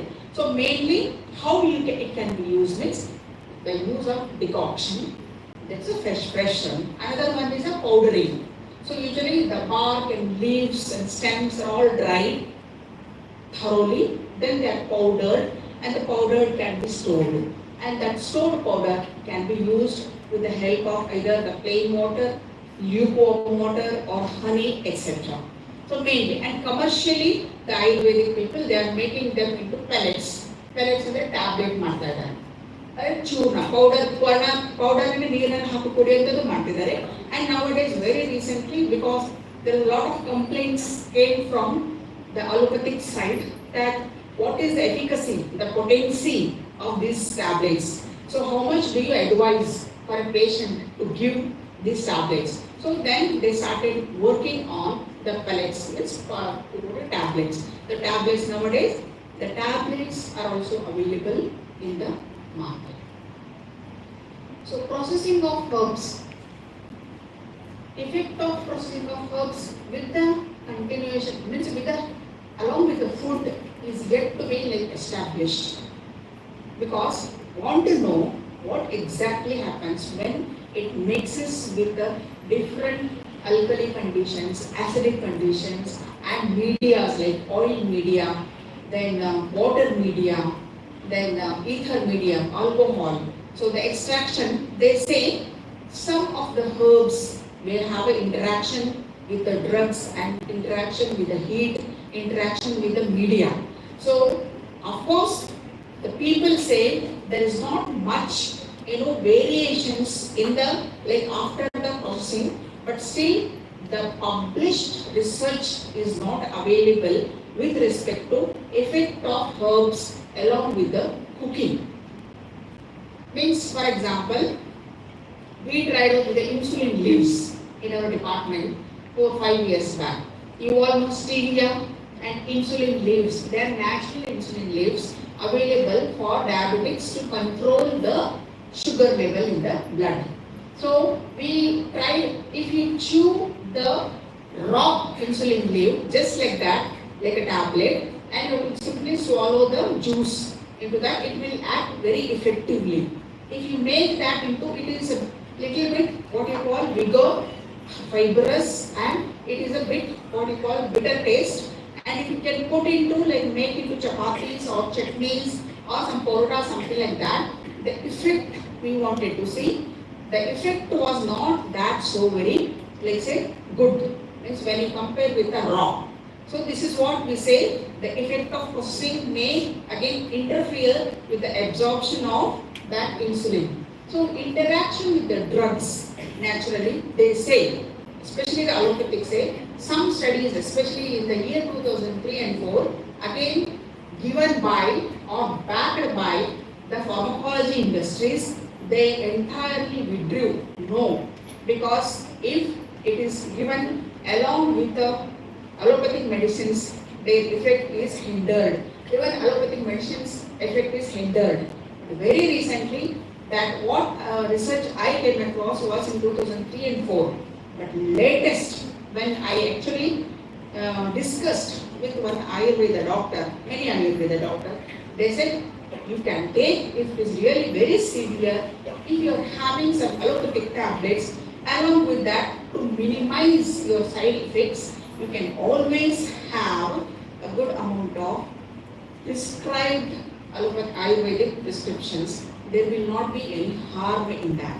So again, here also need a little more research with respect to interaction and drugs, interaction with the drugs. And coming to business, are we doing really some making money out of it? Because always you see, the allopathic doctors become rich, not the homeopathy doctors, or not the Ayurvedic doctors. Ayurvedic doctors, wherever they are, they are. There will not be any improvement in the billing or fees or anything.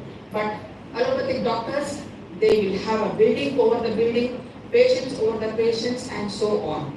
But we do, after 2015, when the Indian government established Ayush, after that we are exporting the Ayurveda medicines from India to outside countries. Around 7,500 crores business, and in the last year, financial year, it's about 10 crores. So we are improving with the medicinal export from India.